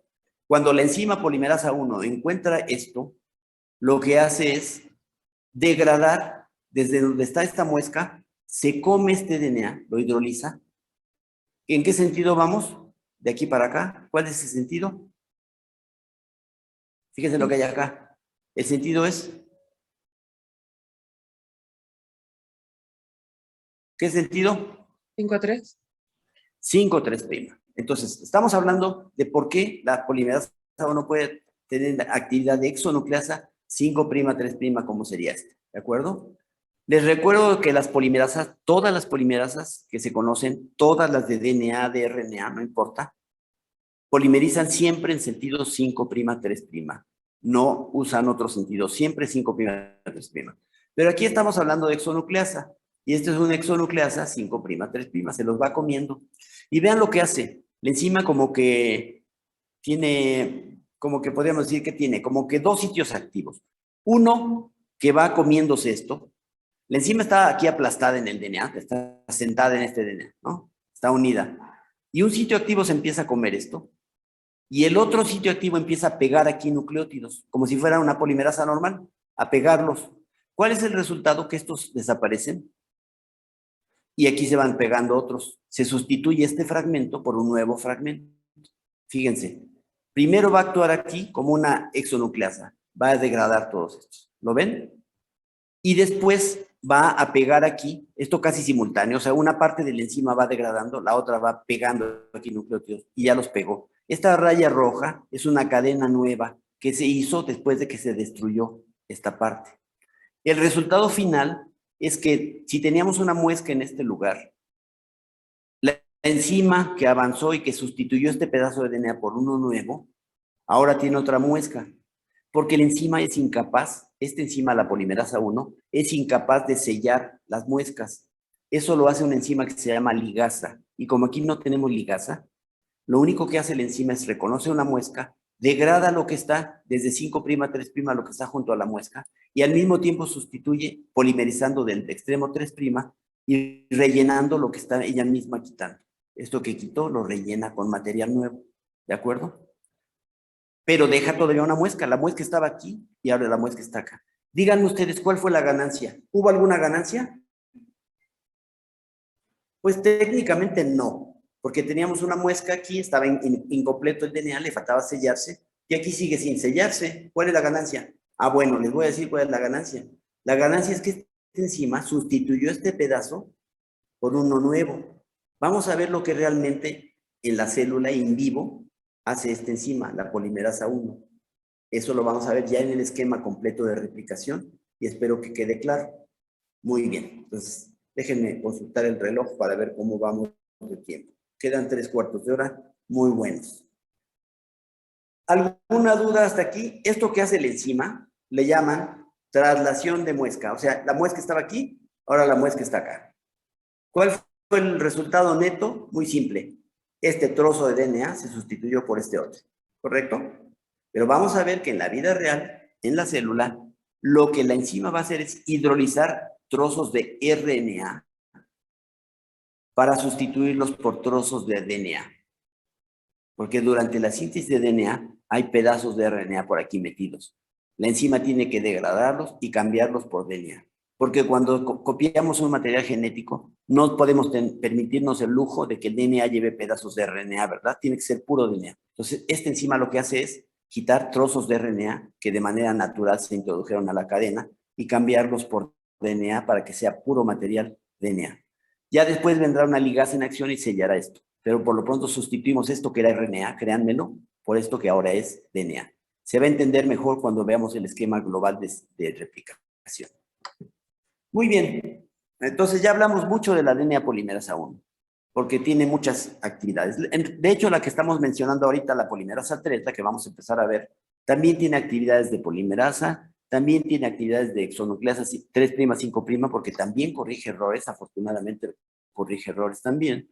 Y también puede tener, no, esta no tiene mucha actividad en exonucleasa 5,3. Eso es más bien de la polimerasa 1. Entonces, bueno, hay una nueva polimerasa, se descubrió buen tiempo adelante que la polimerasa 1, también se descubrió, como ya se imaginarán, la polimerasa 2, la descubrió el hijo de Kornberg, pero no se sabe muy bien cuál sea su papel, no es un papel muy importante en la síntesis de DNA, existe la enzima, pero no es muy importante. Las importantes son la 1 que ya vimos, y esta enzima, la polimerasa 3, es la que es cuantitativamente más importante para la síntesis de ácidos nucleicos, es la que hace la mayoría del trabajo. Casi todo el trabajo de síntesis lo hace la polimerasa 3. La polimerasa 1 solo pone pedacitos. ¿Se acuerdan que la polimerasa 1 se retiraba cuando pegaba 20 nucleótidos? Pues es lo que hace, pone trocitos de 20 nucleótidos, trocitos muy pequeños, a lo mejor regresa y pone otros 20, pero no va mucho más allá. En cambio, la polimerasa 1 tiene una procesividad mayor a 1.000.000 de nucleótidos, o sea que puede pegar 1.000.000 sin despegarse del molde. ¿De acuerdo? Bueno, vamos a ver. A esta le llamamos, yo le llamé la polimerasa neta de Escherichia coli, la neta del planeta. Esta enzima es la que verdaderamente hace la mayoría del trabajo y es mucho más complicada que la polimerasa 1, que era, ¿se acuerdan que era una cadena polipeptídica? Esta no, esta tiene más de 10 cadenas polipeptídicas distintas. O sea que es una proteína más compleja. Que sea más compleja, ¿qué significa? Pues que seguramente está más regulada y seguramente tiene más papeles importantes, ¿de acuerdo? O tiene muchos papeles importantes. Bueno, vamos a ver, ¿qué más de la polimerasa 3? Bueno, está hecha por un núcleo que está formado por estas 3 cadenas. Luego tiene, de esas cadenas, la subunidad alfa es la que tiene, mira, aquí me equivoqué. Bien, lo traduje, pero le dejé el is. Es. Entonces, la polimerasa 3 tiene un núcleo formado por estas cadenas polipeptídicas. La cadena alfa lleva el sitio activo de la polimerasa, ahí es donde se pegan los nucleótidos. La subunidad epsilon tiene la actividad de exonucleasa 3'5', o sea, la actividad correctora, tiene una cadena. Acuérdense que en el caso anterior era una sola cadena polipeptídica. La polimerasa 1 puede hacer todo esto, polimerizar y corregir. Pero esta tiene para corregir una cadena especial. Una cadena para polimerizar, una cadena para corregir.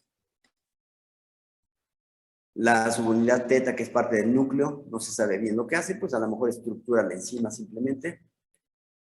Hay un dímero de subunidades beta que no están aquí porque dijimos que son más de 10 subunidades y esas forman un anillo alrededor del DNA. Así como que pasar un anillo por un cordón, así va la polimerasa, pasando a través del cordón que es el DNA. Y esta enzima tiene una procesividad, me equivoqué, no pega 1.000.000 de bases, puede pegar 5 millones de bases sin desprenderse. ¿Qué significa? Que si agarro una polimerasa 1 y empieza a copiar el DNA de Escherichia coli que tiene 4 millones de nucleótidos, sin cansarse ni mucho menos, comienza a replicar el DNA y lo termina de replicar y se va. Y hasta le quedan ganas de pegar otro 1.000.000 de nucleótidos, porque puede pegar 5 de un jalón. ¿De acuerdo? Más o menos. Muy bien. Esta enzima, como cualquier DNA polimerasa, no se les olvide, casi pónganlo en un papelito. Las DNA polimerasas requieren para trabajar de un molde, pero también de un iniciador. ¿De acuerdo? Y los iniciadores que usa de manera fisiológica son de RNA. Ahorita vamos a ver por qué. Pues aquí está la enzima. ¿Y esto qué creen que es? Es un vitral de la Catedral de Notre Dame. Pues no, es el DNA. Es el DNA visto por arriba. ¿De acuerdo? Visto por acá. Aquí tienen su ojo. Aquí está el DNA, el azul, y la enzima forma una especie de anillo alrededor. Y se va deslizando mientras va copiando. ¿De acuerdo? Está bonito, ¿verdad? Parece una catedral gótica aquí esto. Bueno, las características de la replicación. Número 1, es bidireccional. Eso ya lo vimos, ¿se acuerdan? Vimos que la replicación es bidireccional. Ocurre a los dos lados de la horquilla de replicación. ¿Se acuerdan? ¿Sí se acuerdan de eso? Sí. Bueno, muy bien.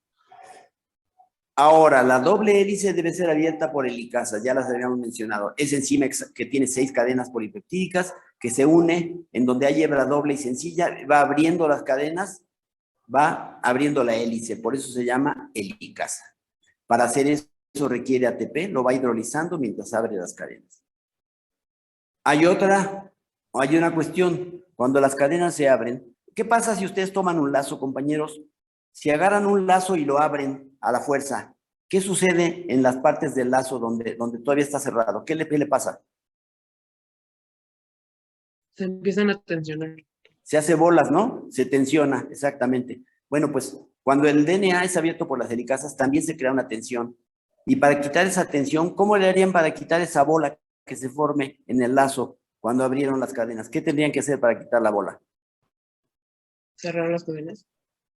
Bueno, sí, pero no las vamos a cerrar porque queremos replicar el DNA. Esa no se vale. ¿Qué harían para quitar las bolas? Tienen que tener abierta la cadena porque si no, no hay replicación. ¿Qué harían para quitar las bolas? ¿Qué pasaría si con una tijera cortaran una cadenita de la bola, dejara que se desenrollara y la volvieran a pegar? ¿Se quitaría la tensión? Sí. Sí, ¿verdad? Pues eso es lo que va a hacer una enzima que se llama girasa. La girasa, cuando se superenrolla el DNA, cuando se tuerza, cuando se apriete, digamos, porque se están abriendo las cadenas, va a cortar una cadena y sin soltarla la va a pasar por detrás y le va a quitar toda la supertensión y la va a volver totalmente, la va a dejar destensionada. Lo vamos a ver enseguida. Muy bien, entonces todo esto participa en la síntesis. Es bidireccional, la replicación del DNA, las cadenas se abren por las helicasas, el superenrollamiento que se crea porque se aprietan las cadenas, lo resuelve la girasa, que corta una cadena y la desenrolla y luego ya la vuelve a pegar, etc. La síntesis es semidiscontinua, lo que quiere decir que una cadena se forma de manera continua, una copia, y la otra copia de manera discontinua, o sea, en pedacitos. Vamos a ver por qué. La hebra líder se forma continuamente. ¿Quién sabe qué es la hebra líder? Ahorita vamos a ver eso. Entonces, una cadena se forma continua, se llama hebra líder, y otra cadena se forma en trocitos o discontinua y se llama hebra rezagada. La hebra rezagada se sintetiza en trozos que se llaman fragmentos de Okazaki, en honor a sus descubridores que fueron Reiji y Tsuneko Okazaki. Bueno, entonces aquí tenemos lo que está pasando. Vamos a regresarnos un poquito, nada más para que se sitúen y no digan que de dónde saqué yo esto. A ver, ¿cuál es lo mejor para esto? Déjame ver. No. Aquí. ¿Se acuerdan que se abrió el DNA en el origen? Se separaron las cadenas, se empezaron a copiar y demostramos con un experimento de Quempel y Prescott, que la replicación ocurría en ambas direcciones, hacia acá y hacia acá, es bidireccional. Y dijimos que esto es una horquilla de replicación. Todo esto se llama burbuja de replicación y esa burbuja tiene dos horquillas, la horquilla izquierda o la horquilla derecha y la horquilla de abajo, ¿de acuerdo? Entonces, horquilla derecha e izquierda. Eso es lo que vamos a ver ahorita en el siguiente esquema, las dos horquillas, una horquilla, solamente vamos a ver una, la que ustedes quieran. ¿Cuál quieren, la izquierda o la derecha? Pues está la derecha. No importa cuál querían, la diapositiva tiene la que tiene. Se amolaron si querían la izquierda. Ahí está la horquilla de replicación. Véanla muy bien. Estamos viendo lo que pasa en un DNA que se está replicando, que es todo esto, y uno que todavía no se replica. Esto todavía no se abre, por lo tanto no se ha replicado. ¿Quién va abriéndolo aquí? Esta flecha que simboliza la enzima que se llama, la que abre la doble hélice, que se llama helicasa. ¿De acuerdo? Entonces la helicasa, aunque no la muestran aquí, va abriendo las cadenas. Cuando las abre, vean lo que sucede. Fíjense muy bien. ¿Qué sentido tiene esta cadena de arriba negra? 5', 3'. ¿Qué sentido tiene que tener necesariamente la negra de enfrente? 3', 5'. ¿Vamos bien en eso? Sí, profe. Bien. Ahora, vean una cosa. Aquí vamos a empezar a copiar. Ya se separaron las cadenas. Vamos a hacer material complementario aquí. Vamos a formar la cadena de enfrente y también acá. Pero vean una cosa. ¿En qué sentido se iría sintetizando esta cadena? ¿En qué sentido?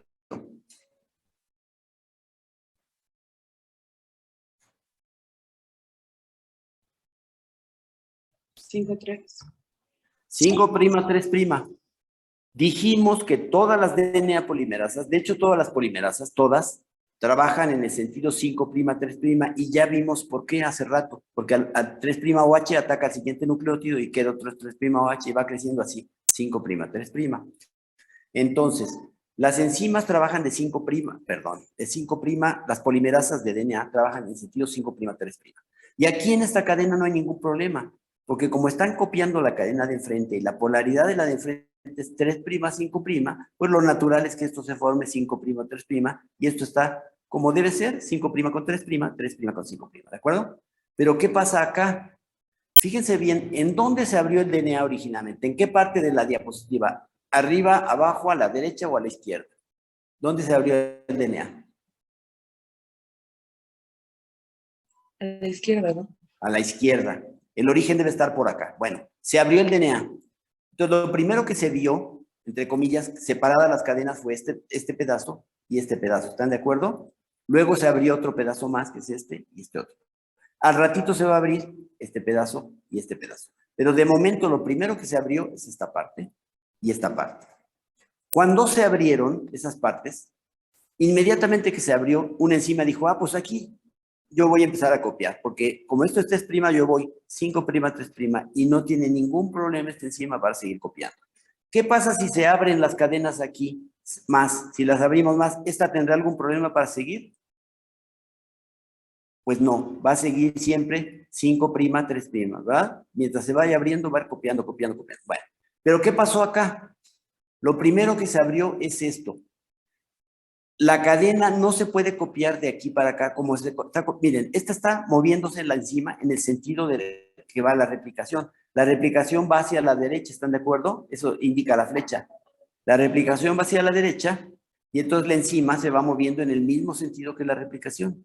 Pero aquí, para que la enzima se pudiera mover en el mismo sentido, perdón, es que este pad es muy sensible. Para que la enzima se moviera en el mismo sentido, tendría que trabajar hacia acá, ¿o no? ¿Sí o no? Para moverse en el sentido de la replicación, tendría que ir para acá, ¿cierto o falso? Pues sí, ¿no? Claro. Pero no hay ninguna enzima que pueda hacer eso, porque si se va de aquí para acá, ¿en qué sentido trabajaría? De 3 a 5. De 3', 5', y no existe ninguna polimerasa que haga eso. Todas trabajan de 5', 3'. No pueden sintetizar de 3', 5'. Entonces esta no tiene problema porque se abrió y va 5', 3', antiparalela con esta sin problema. Pero aquí no. Aquí si quisiera seguir el sentido de la replicación, la enzima tendría que venir para acá, pero no lo puede hacer. Como no lo puede hacer, lo que sucede es que se abre un pedazo, la enzima se posesiona aquí y se posiciona aquí y se va moviendo como debe ser 5', 3'. ¿Están de acuerdo que este sentido es 5', 3' o no? Porque esta cadena es 5', ¿lo ven? Entonces, copia esto. Pero entonces, copió esto cuando recién se abrió el DNA. Pero ya se abrió otro pedazo. ¿Qué tiene que hacer? Empezar otra vez a copiar otro trozo. ¿Y qué tiene que hacer? Cuando se abra un nuevo segmento, tiene que copiar otro pedazo. ¿Sí está claro? El DNA se abrió por acá. Lo primero que se vio fue esta parte y esta de aquí.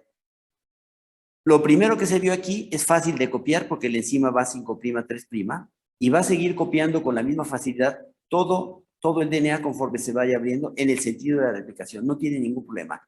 Esta enzima comienza aquí y como dice Buzz Lightyear, se mueve al infinito y más allá sin ningún problema. Pero en la cadena de enfrente, eso no puede ocurrir, porque eso implicaría que la enzima se moviera hacia acá, y eso significaría polimerizar en sentido 3', 5', y eso no lo pueden hacer las enzimas.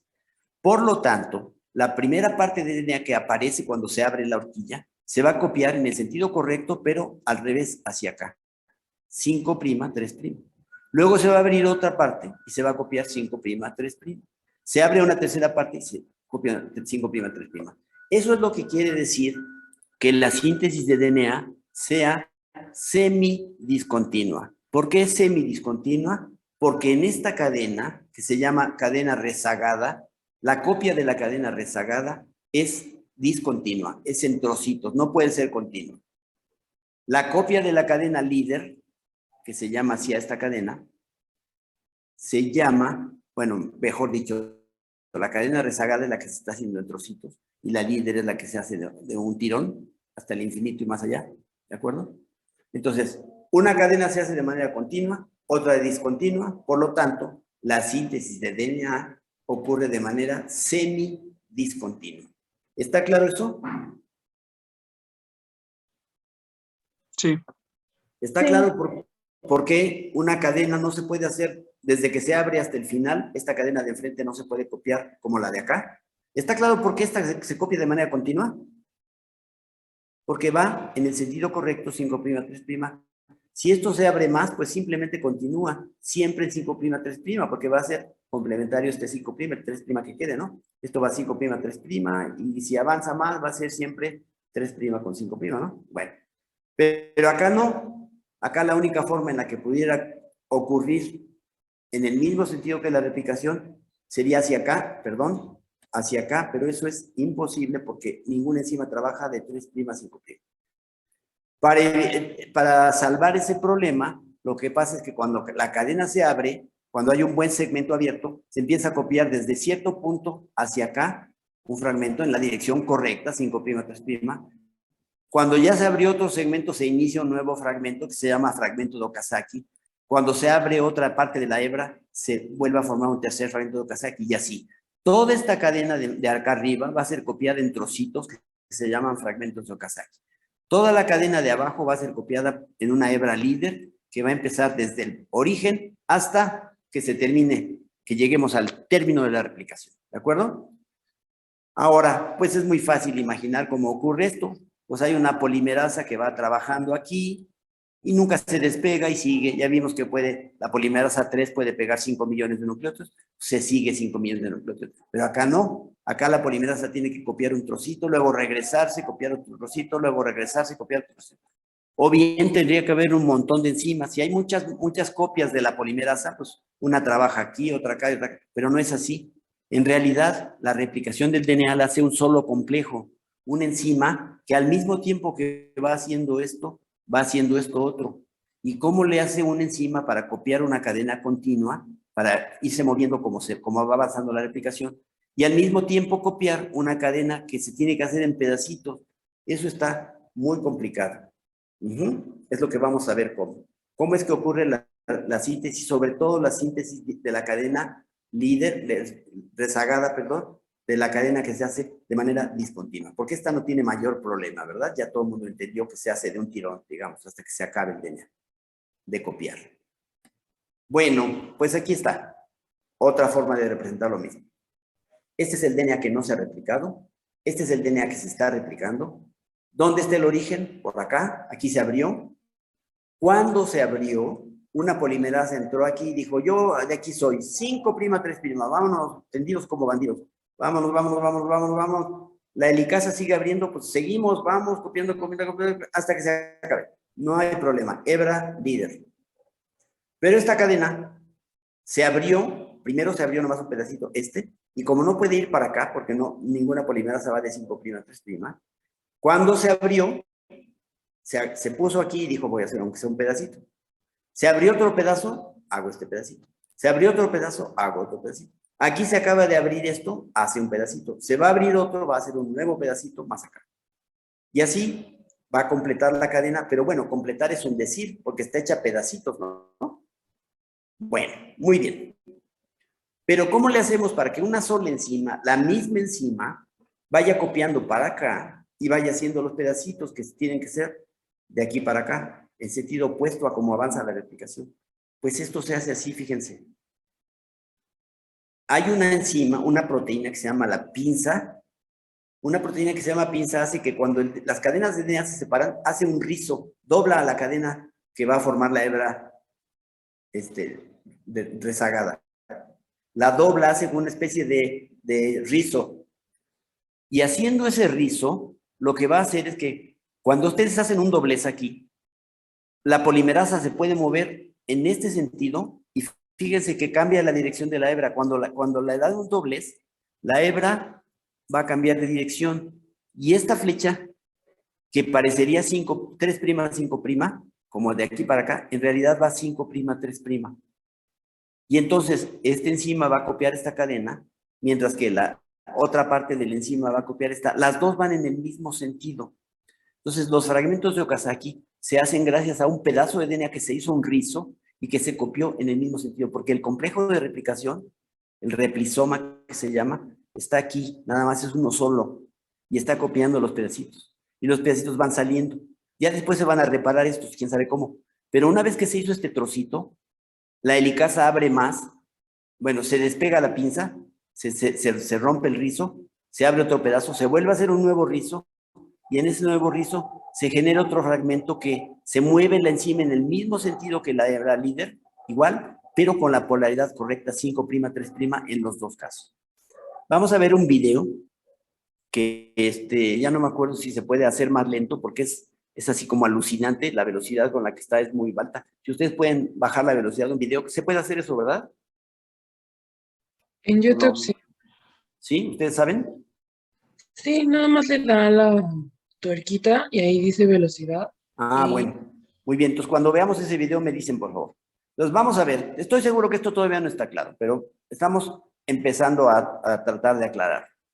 Veamos.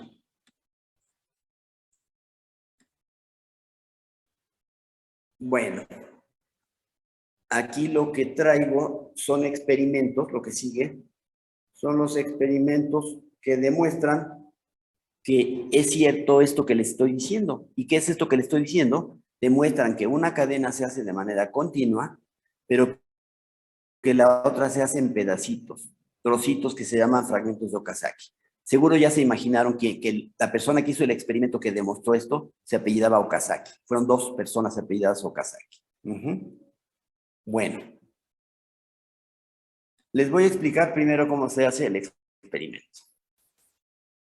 Y aquí les voy a describir otro tipo de gradientes. ¿Se acuerdan de cuántas formas dijimos que se podían separar dos cadenas de DNA dúplex que estaban perfectamente apareadas? ¿Cómo podemos despegarlas? Por dos formas, básicamente. Una es con la otra.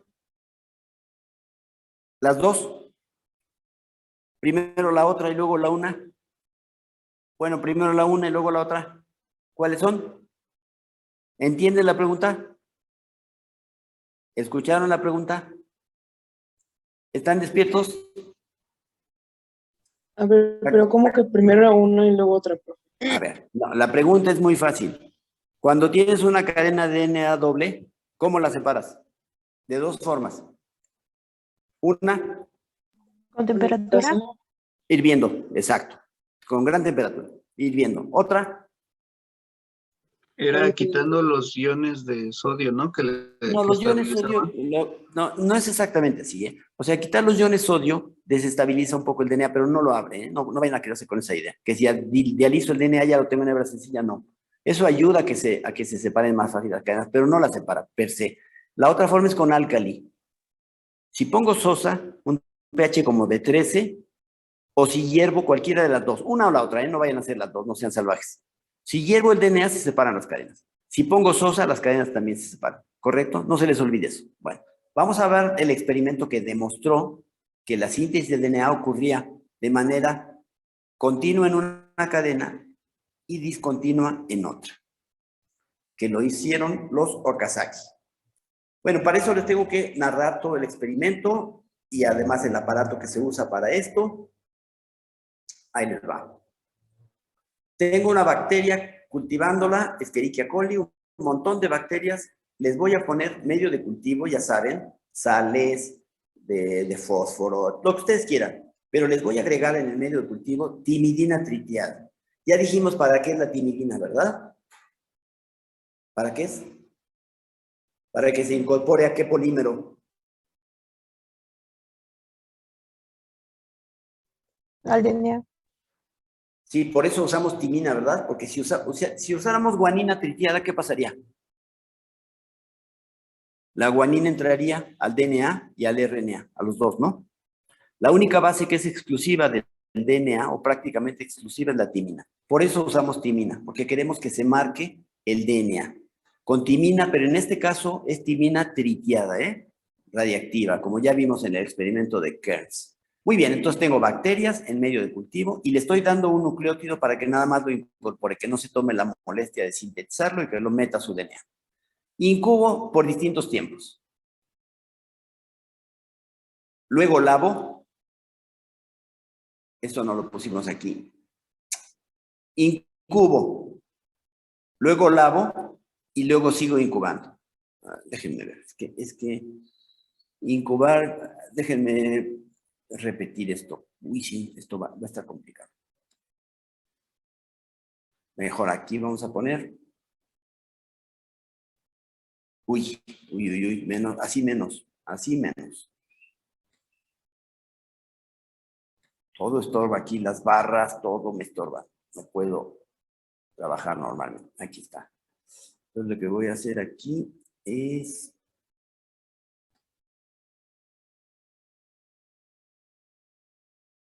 Eso es. Y luego voy a copiar esta fichita.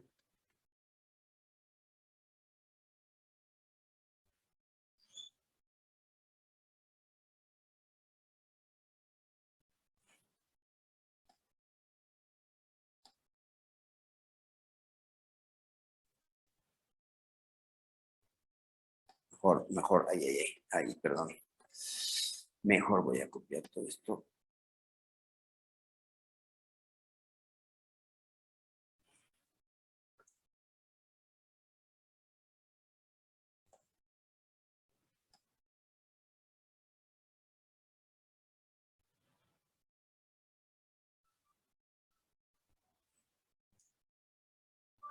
Voy a tener que ponerlo en letra más pequeña porque si no, no va a caber aquí.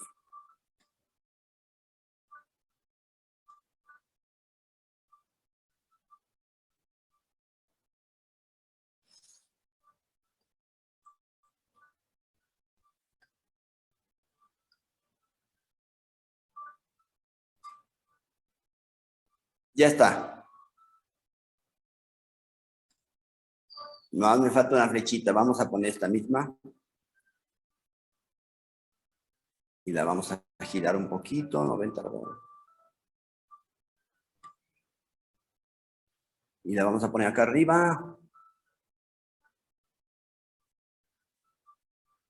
Y la palabra que vamos a poner ahora aquí es...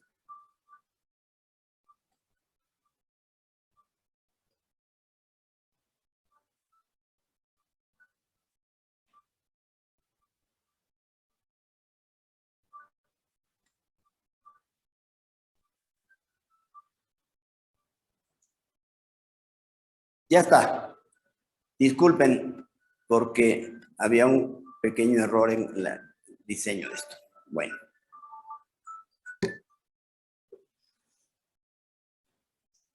Muy bien. Entonces el experimento consistió en lo siguiente. Pusimos un cultivo Escherichia coli, o Escherichia coli a crecer en medio de cultivo con timidina tritiada. Incubamos. ¿Qué pasó durante esta incubación? Que la bacteria metió en su DNA, en el DNA que iba sintetizando, timidina radiactiva. Después de unos 20 minutos, lavamos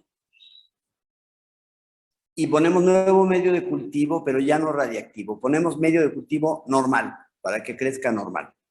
Después de estos distintos tiempos, vamos a cosechar a las células por centrifugación, las vamos a romper y les vamos a sacar el DNA. Y el DNA lo vamos a meter, a poner en un tubito. Lo vamos a poner en un tubito que tenga un gradiente de sacarosa previamente formado. Les voy a decir cómo se... Entonces nos quedamos aquí con que tenemos el DNA, ¿de acuerdo? Muy bien. El DNA de bacterias, de muestras, que se incubaron a distintos tiempos, no se les olvide. Vamos a tomar varias muestras, no sé, 20 minutos, 30 minutos, 40 minutos, y vamos tomando muestras a cada rato y las rompemos. Y sacamos el DNA de cada muestra. Y lo vamos a pasar por un gradiente que consiste en esto. Tenemos un reservorio A y un reservorio B. Los dos reservorios están conectados por un canal y aquí hay una llave que permite o no el paso de un líquido de un lado al otro. El segundo reservorio, el B, tiene un conductito con una llave también, que podemos poner una llave, y con este vamos a ir llenando un tubo de plástico, un tubo de centrífuga, ¿de acuerdo? ¿Y lo vamos a llenar de qué? Pues en el primer reservorio vamos a poner, en el primer reservorio, en el A, vamos a poner sacarosa de cierta concentración, 10%, pero también con hidróxido de sodio. El pH va a ser como de 13. Sacarosa a pH 13. En el segundo reservorio vamos a poner sacarosa mucho más concentrada, al 40%, pero también con sosa. ¿Y qué vamos a hacer después? Vamos a abrir esta llave un momentito para que salga la sacarosa del 40%. Va a estar hasta abajo, va a quedar al fondo. Después vamos a abrir también esta llave y aquí hay una mosca, un agitador. Aquí está marcado que hay un agitador magnético o una hélice, lo que ustedes quieran. Vamos a mezclar con una mosca o con una propela, una hélice. Y como abrimos la llave de este otro, van a empezar a mezclarse. Entonces, la primera sacarosa que dejamos fluir por aquí tenía 40%, porque lo hicimos antes de abrir esta llave. Después abrimos la llave y la sacarosa va a empezar a diluir. Y esta sacarosa, como se va a mezclar con esta de acá, ya no va a estar al 40, va a estar al 39, al 38, al 37, y así. Conforme se va mezclando, la concentración de sacarosa va a ser de 40% arriba, hasta que al final, en el menisco, ya va a ser casi de 10%, va a predominar la concentración más baja. O sea que tengo un gradiente continuo de sacarosa, ¿de acuerdo? Donde lo que está variando es la concentración del azúcar, de la sacarosa. Los dos, todo el tubito tiene pH alcalino, porque los dos reservorios tenían sosa, ¿de acuerdo? Entonces, tenemos en el tubo una solución de sacarosa que va de lo más concentrado en el fondo a lo más diluido en el menisco, pero en medio alcalino. Ya que tenemos este tubito, vamos a ver qué hacemos con él. Este es el aparato con el que se hace esto. Si se dan cuenta cómo es un pedazo de acrílico que se le hicieron dos horadaciones, dos reservorios, aquí y acá. Se le hizo un canalito y se le puso una llave. Y aquí también. Y luego de este lado no se ve, pero hay un tubito que va a llenar el tubo hacia acá, que va a ir hacia el tubo de ensayo. Hay un canalito, ¿de acuerdo? Entonces, este es el reservorio A, este es el B. Esto lo voy a poner encima de una base magnética, y aquí voy a meter una mosquita en el reservorio B, se va a estar agitando, de modo que cuando pase el líquido del A al B, porque voy a abrir esta llave, va a estar agitándose y luego va a ir saliendo por acá y se va a ir depositando. La sacarosa de 40% es más densa que la de 30, que la de 20, que la de 10, y entonces va a formar un gradiente continuo. En estos gradientes continuos, lo que va a pasar es que el DNA se va a mover. Si pongo aquí un DNA acá arriba, es lo que voy a hacer después, ya que formé el gradiente, pongo aquí las muestras que dijimos hace rato. Pongo una muestra y la someto a centrifugación. Lo que va a pasar en ese caso es que el DNA se va a mover, pero en función de su peso molecular, porque todo el DNA, ¿están de acuerdo conmigo? Aquí tiene la misma densidad. Todo el DNA tiene la misma densidad, básicamente. Entonces, se va a mover en este gradiente en función del peso molecular. Quiere decir esto que cuando este tubo le ponga el DNA y lo someta a ultracentrifugación, lo voy a someter, que les gusta 100,000 veces la gravedad durante 12 horas, cuando haga eso, las moléculas de DNA que puse acá arriba van a empezar a bajar, y van a bajar en función de su peso molecular. Las más pesadas van a irse más abajo, las medianas van a quedar en medio, y las moléculas más ligeras van a quedar hasta arriba. Pero las cadenas que yo voy a tener ahí, abajo, en medio, arriba, en cualquier lugar del tubo, van a estar de hebra sencilla todas ellas. ¿Por qué? Porque puse sosa en los tubos. Inmediatamente que pongo el DNA en esa solución con sosa, las cadenas se separan. Entonces yo voy a separar cadenas unitarias, cadenas sencillas, de distinto peso molecular. ¿Estamos de acuerdo? ¿Y qué hago una vez que sometí a la centrifugación y el DNA ya se separó? Lo que hago es un agujero con una aguja aquí y empiezo a colectar fracciones. Colecté la 1, la 2, colecto, por ejemplo, un mililitro, Todas estas son de 1 mililitro. Supongamos que el tubo tenía una capacidad de 11 mililitros. Aquí colecté el último mililitro. ¿Qué espero que haya por aquí, en los primeros tubos? DNA de mayor peso molecular, porque es el que baja más rápido. Aquí de peso molecular intermedio. Y los últimos tubos, los más cercanos al menisco, van a tener moléculas de DNA de cadena sencilla, todas ellas, todas estas son de cadena sencilla, pero de peso molecular relativamente más pequeño, o mucho más pequeño. ¿Está claro este experimento? Entonces vamos a ver lo que pasa. Tomen en cuenta una cosa, el compuesto que estoy poniendo es radiactivo.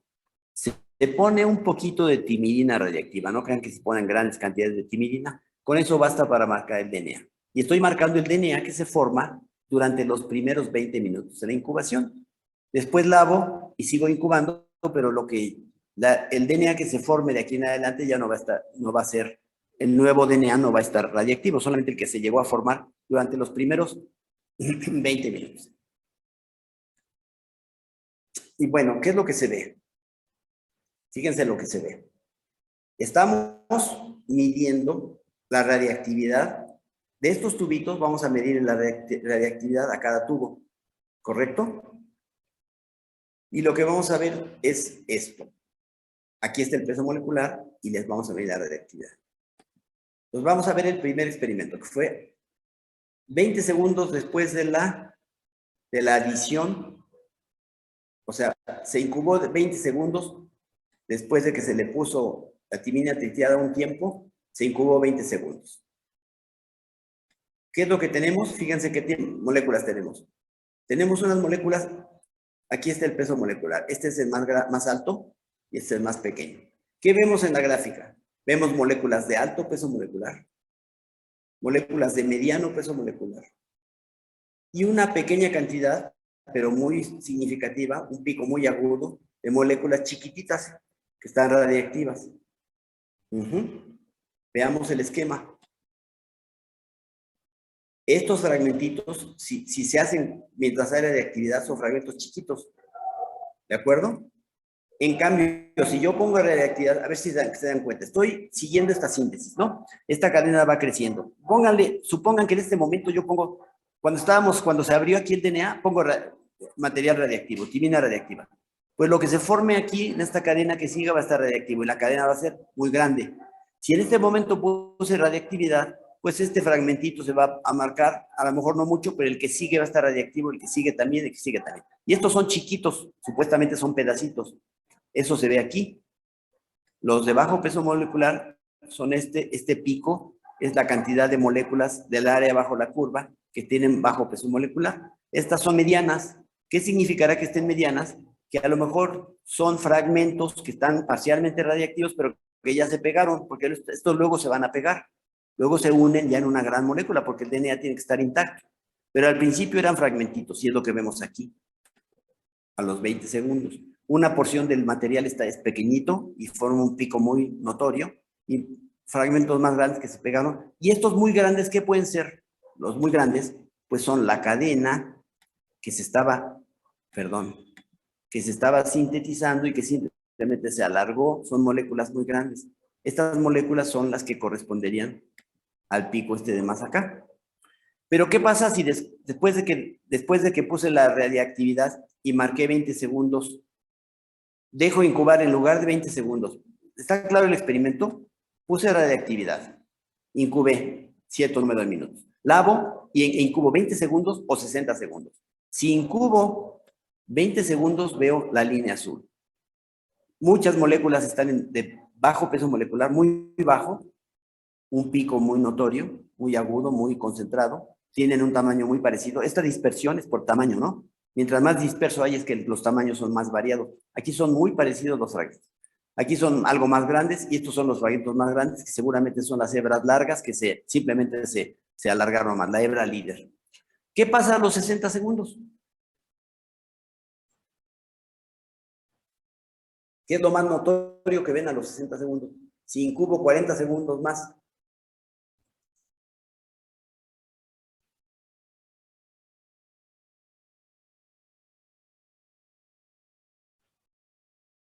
Aumenta la radioactividad. así nada más. Otra cosa muy notoria.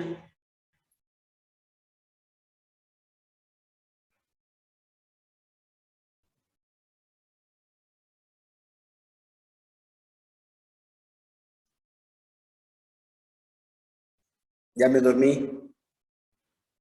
Ya casi nos vamos. Hablen para que dejemos, si quiere, este tema redondeado. Faltan 2 minutos. ¿Qué cosa muy interesante notan?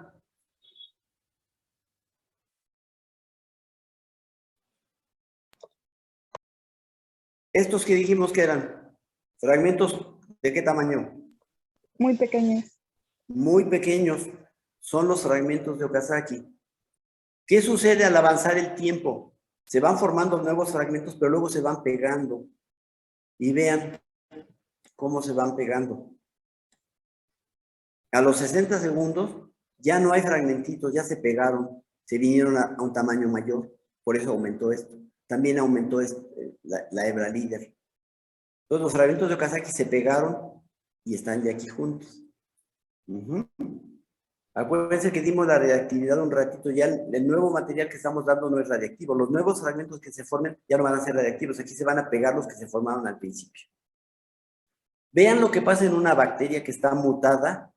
Hay una bacteria que está mutada en la enzima que pega los fragmentitos. Se llama ligasa esa enzima.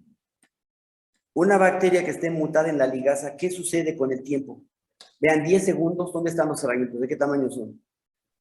Chiquito. Son los fragmentos de Okazaki. Si pasan 60 segundos, hay más fragmentos, pero no se pegan. Siguen de bajo peso molecular. No se movieron para acá, como aquí. Acuérdense que este es el peso molecular. Siguen todos en el mismo peso molecular. Aquí hay pocos, acá hay más. Pero no se han pegado. ¿Por qué? Porque esta bacteria tiene un daño en la ligasa. No puede pegar los fragmentos. Eso demuestra que efectivamente los fragmentos se forman primero y luego son pegados de manera fisiológica, se pegan y se ve así. Pero si mutamos la enzima que pega los fragmentos, vamos a tener en fragmentos todo esto. Evidentemente esta bacteria sería una bacteria que tendría problemas para replicar su DNA. La próxima clase, a ver si me acuerdo, platicamos de cómo le hacen para tener una bacteria para este experimento. Bueno, voy a volver a explicar este experimento en la próxima clase porque es realmente complejo y ya se nos acabó el tiempo. ¿Correcto? Nos miramos mañana. Hasta mañana. Hasta luego. Hasta mañana, profe. ¿Cuándo quedó el examen? El viernes. El viernes. Muy bien.